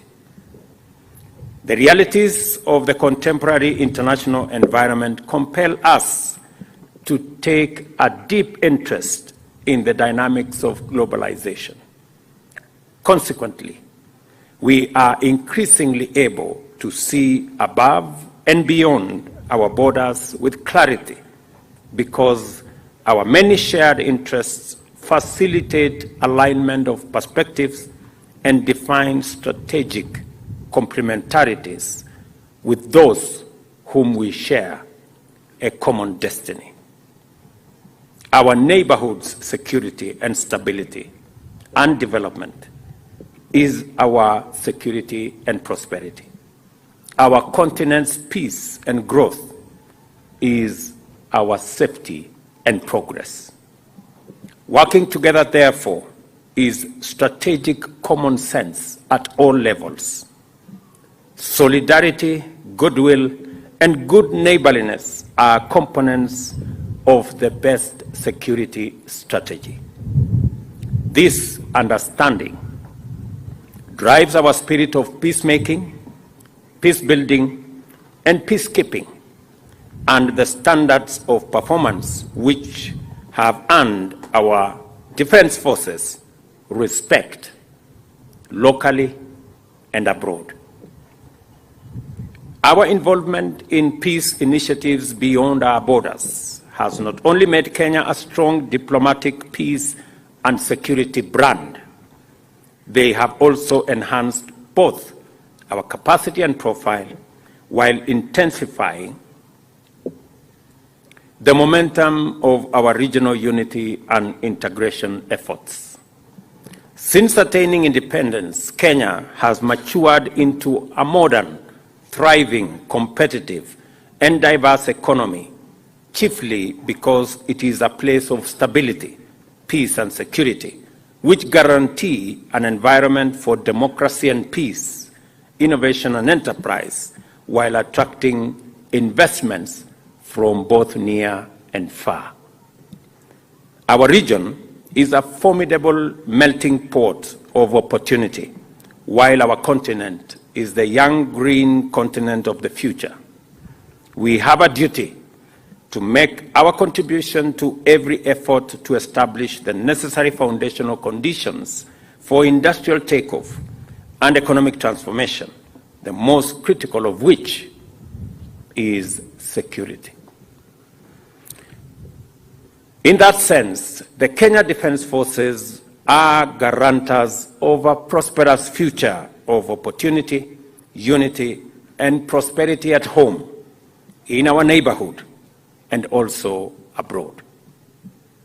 It must continue to undertake and guarantee conflict resolution, knowledge sharing, capacity building, and other joint projects to enable all countries in our region and continent to march forward into an abundant tomorrow with confidence and strength.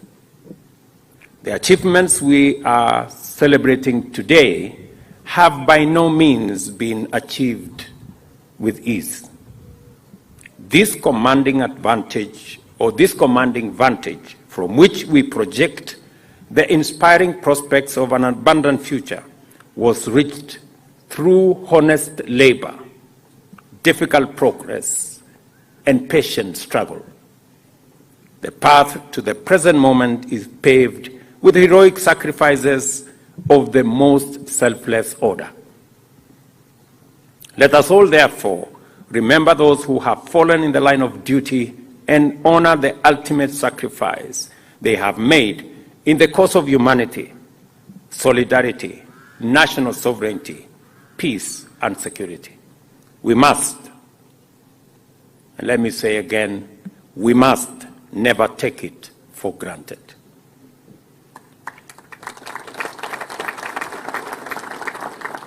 I convey inspired you to do your best every day and in every moment that is required of you. Their silent strength is a powerful contribution to our national security, which must never be underestimated. I am speaking about your wives, I'm speaking about your children, and I'm speaking about your families.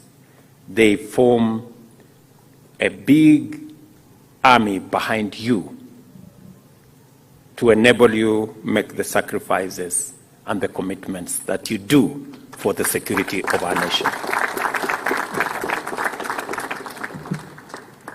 I thank the Almighty God, to whom we submit our struggle and endeavor, for the honor of leading our defense forces and our commanders, and for the privilege of being a citizen of Kenya, enjoying the fruit of their service and sacrifice, which provides us with the opportunity to unlock opportunity for all of us.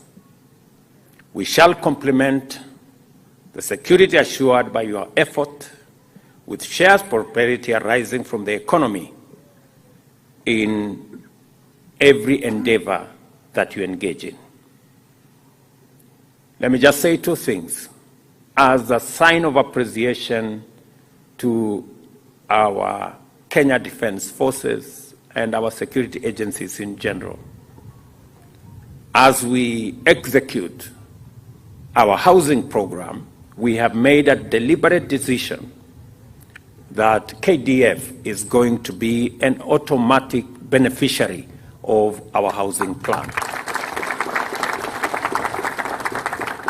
Last week, we concluded procurement in 3 different barracks to build 9,000 units for units of houses for our Kenya Defense Forces. We have also concluded the procurement process to give our Kenya Defense Forces construction equipment that will support their engineering department to do more roads, more bridges, more schools, more hospitals, especially in the difficult areas of our republic. And in the horizon, we have a comprehensive program to ensure that there is new equipment, better facilities, and better capabilities that will be made available by the people of Kenya using their taxes by way of appreciating what our Kenya Defense Forces are doing in defending our territorial integrity, in defending our nation, and in keeping enemies at bay. We will support you as you defend our country.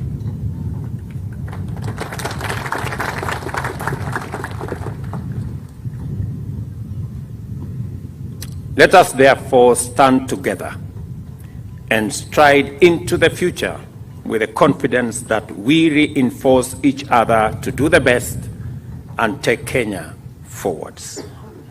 I wish you all a happy KDF Day, a prosperous and great year that is coming to an end, and a great future in all your careers. Thank you very much. God bless you. And God bless our great country, Kenya. Asanteni sana. Basi niombe Mheshimiwa Rais tuweze kuketi kwa ruhusa yako tunaposubiri gwaride ama sherehe za machweo ya jua. Senior Drum Major, iwapo uko tayari, tafadhali uwanja ni wako. Beating of the retreat by the KDF band.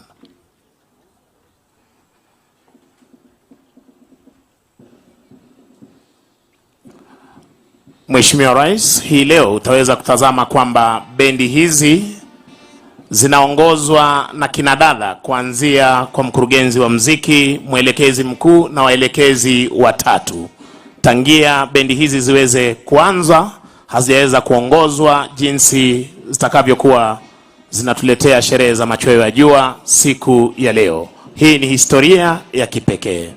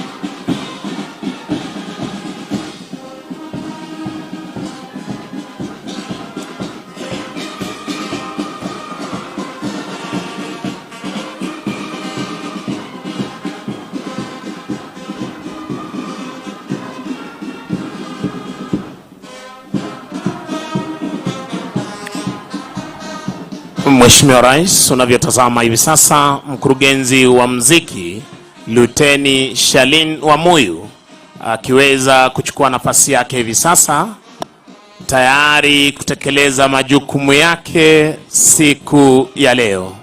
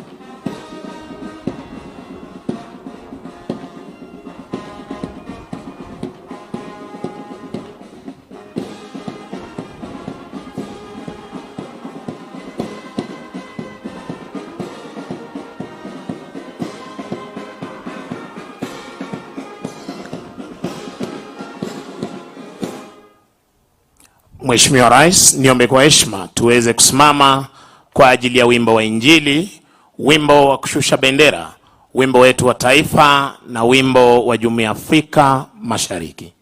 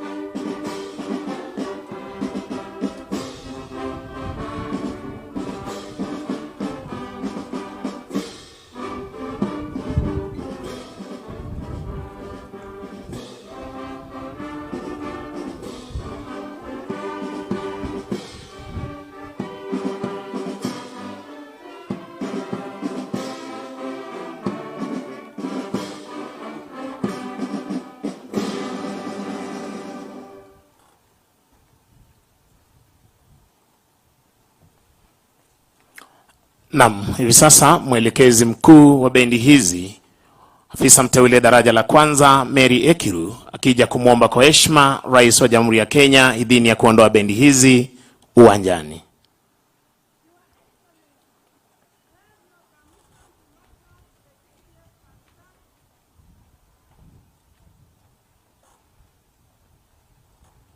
Asanteni, kwa heshima tunaweza kuketi tafadhali.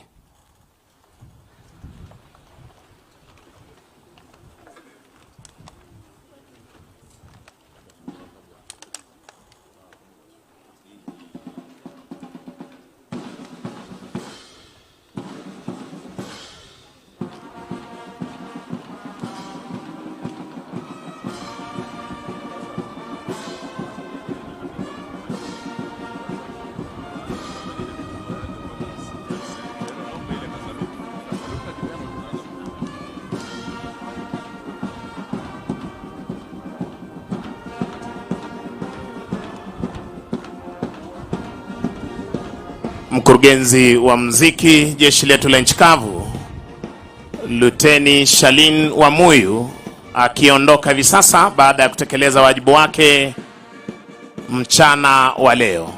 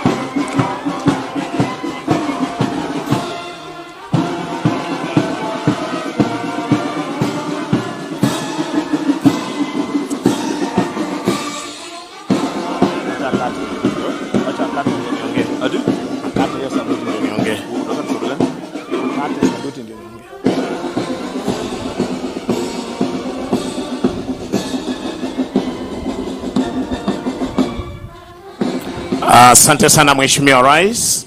Niombe wengine tuketi tafadhali, Mheshimiwa Rais anapoondoka na mwenzangu aweze kutuletea itifaki ya kufumukana mahali hapa. Naam, asante sana. Mheshimiwa Rais anapoondoka sasa, ratiba yetu ni kwamba anaenda kwenye upanzi wa miti na punde tu atakapopata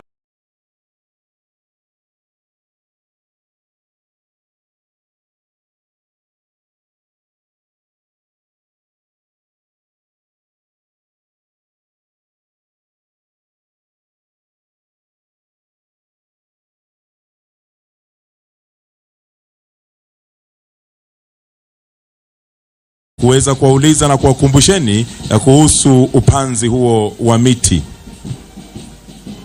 Kisha baadaye kwenye picha ya kumbukumbu wafuatao kwa heshima tukaweze kujiunga na Mheshimiwa Rais kwa picha hiyo. Picha ya kwanza itakuwa ni ya serving generals, picha ya pili retired generals, picha ya tatu defense sergeant major na service sergeant majors, pamoja na retired warrant officers. Kisha picha 4 itakuwa ni MWAC officials na zile familia ambao walikwisha fahamishwa. Kisha mwisho kabisa itakuwa ni Embakasi Garrison Formation Commanders na wale ambao ni commanding officers ambao wamekwisha fahamishwa pia. Kwa hivyo naomba kwa heshima wale ambao wako katika msururu huo wa picha wakaweze kuelekea, ili punde tu Mheshimiwa Rais atakapoingia katika sehemu hiyo atupate sisi tuko tayari kabisa. Nachukua fursa hii kuwashukuru sana kwa kuwa watulivu na kujiunga nasi katika sherehe za siku ya leo. Kwa hivyo bila la ziada kwa hivi sasa, naomba kwamba tutulie mahali tuliko. Kenya Defence Forces Day inasherehekea katika hali mbalimbali, na mojawapo ni kwamba tumewaandalia mamkuli na sehemu zimepangwa tofauti. Kwa hivyo mtaelekezwa. Naomba tutulie mahali tulipo. Na bila la ziada kwa hivi sasa, nachukua fursa hii kuwashukuru tena na kuwaombea baraka zake Mwenyezi Mungu tutakakoelekea tuwe salama. Asanteni kwa kujiunga nasi na happy KDF Day. Kwa majina naitwa Major Justin Pamba kutoka kwa kikosi cha mabohari au kipenda the Kenya Army Ordnance Corps. Asanteni sana, baraka zake Mwenyezi Mungu. Barabara kabisa, mpenzi mtazamaji. Waswahili wanasema kwamba kilicho na mwanzo daima dawama, kikosi kuwa na mwisho, na hapo ndipo tamati ya sherehe muhimu siku ya wanajeshi ukipenda KDF Day, ambaye imeongozwa na kiongozi wa taifa Rais William Samoei Ruto, ambaye ndiye amiri jeshi mkuu wa majeshi yote ya ulinzi. Rais amezungumzia masuala kadha wa kadha, ikiwemo swala zima la kuimarisha ile mpango wake wa nyumba za gharama nafuu, na amedokeza kwamba atahakikisha kwamba takriban nyumba 9,000 zimeweza kujengewa maafisa wa vikosi vya ulinzi katika jitihada za kuhakikisha kwamba wanaishi katika mandhari nzuri ambayo yanavutia na masuala kama hayo. Na vile vile amesema kwamba uagizaji wa vifaa muhimu vimeweza kufanywa ili kufanikisha swala hilo, na bila shaka rais ametamatisha zoezi hili na ameelekea katika zoezi la upanzi wa miti, na vile vile atakuwa anapiga picha za kumbukizi na wale maafisa wakuu katika ngazi ya juu katika vikosi vya ulinzi, akiwemo waziri wa ulinzi Eden Duale, akiwemo mkuu wa majeshi ambaye bila shaka ni Francis Omondi Ogola, akiwemo vile vile spika wa bunge la seneti Amason King, miongoni mwa viongozi wakuu katika ngazi za juu katika vikosi vya ulinzi. Bila shaka siku hii ni muhimu, manake usherekewa kuweza kuwakumbuka wale ambao wamejitoa muhanga au walifariki wakati wa jitihada zao za kulinda mipaka, na rais amewavulia kofia wale wote ambao waliweza kujikakamua kuweza kufanikisha ulinzi wa mipaka ya taifa hili, iwe ardhini, angani na majini, ikijumuisha vikosi vyote vya ulinzi, jeshi la wanahewa, jeshi la nchi kavu na jeshi la wanamaji. Na hivyo mtazamaji, kufikia hapo hatuna la ziada ila kusema shukrani za dhati kwa kuweza kutizama runinga hii ya KBC Channel 1, runinga yenye ushawishi mkubwa tangia tukuletea matangazo haya Kenya kutoka kambi ya kijeshi ya Embakasi Garrison. Kwa niaba ya kikosi kizima ambacho kimeweza kufanikisha matangazo haya mbashara kutoka Embakasi Garrison, akiwemo mwelekezi mkuu Jacqueline Wasolo, wapiga picha, hali kadhalika mwanahabari mwenza Yusufara, mimi naitwa Timothy Kipnusu nikikuelekeza kwenye makao makuu ya shirika la utangazaji nchini KBC uweze kupokea taarifa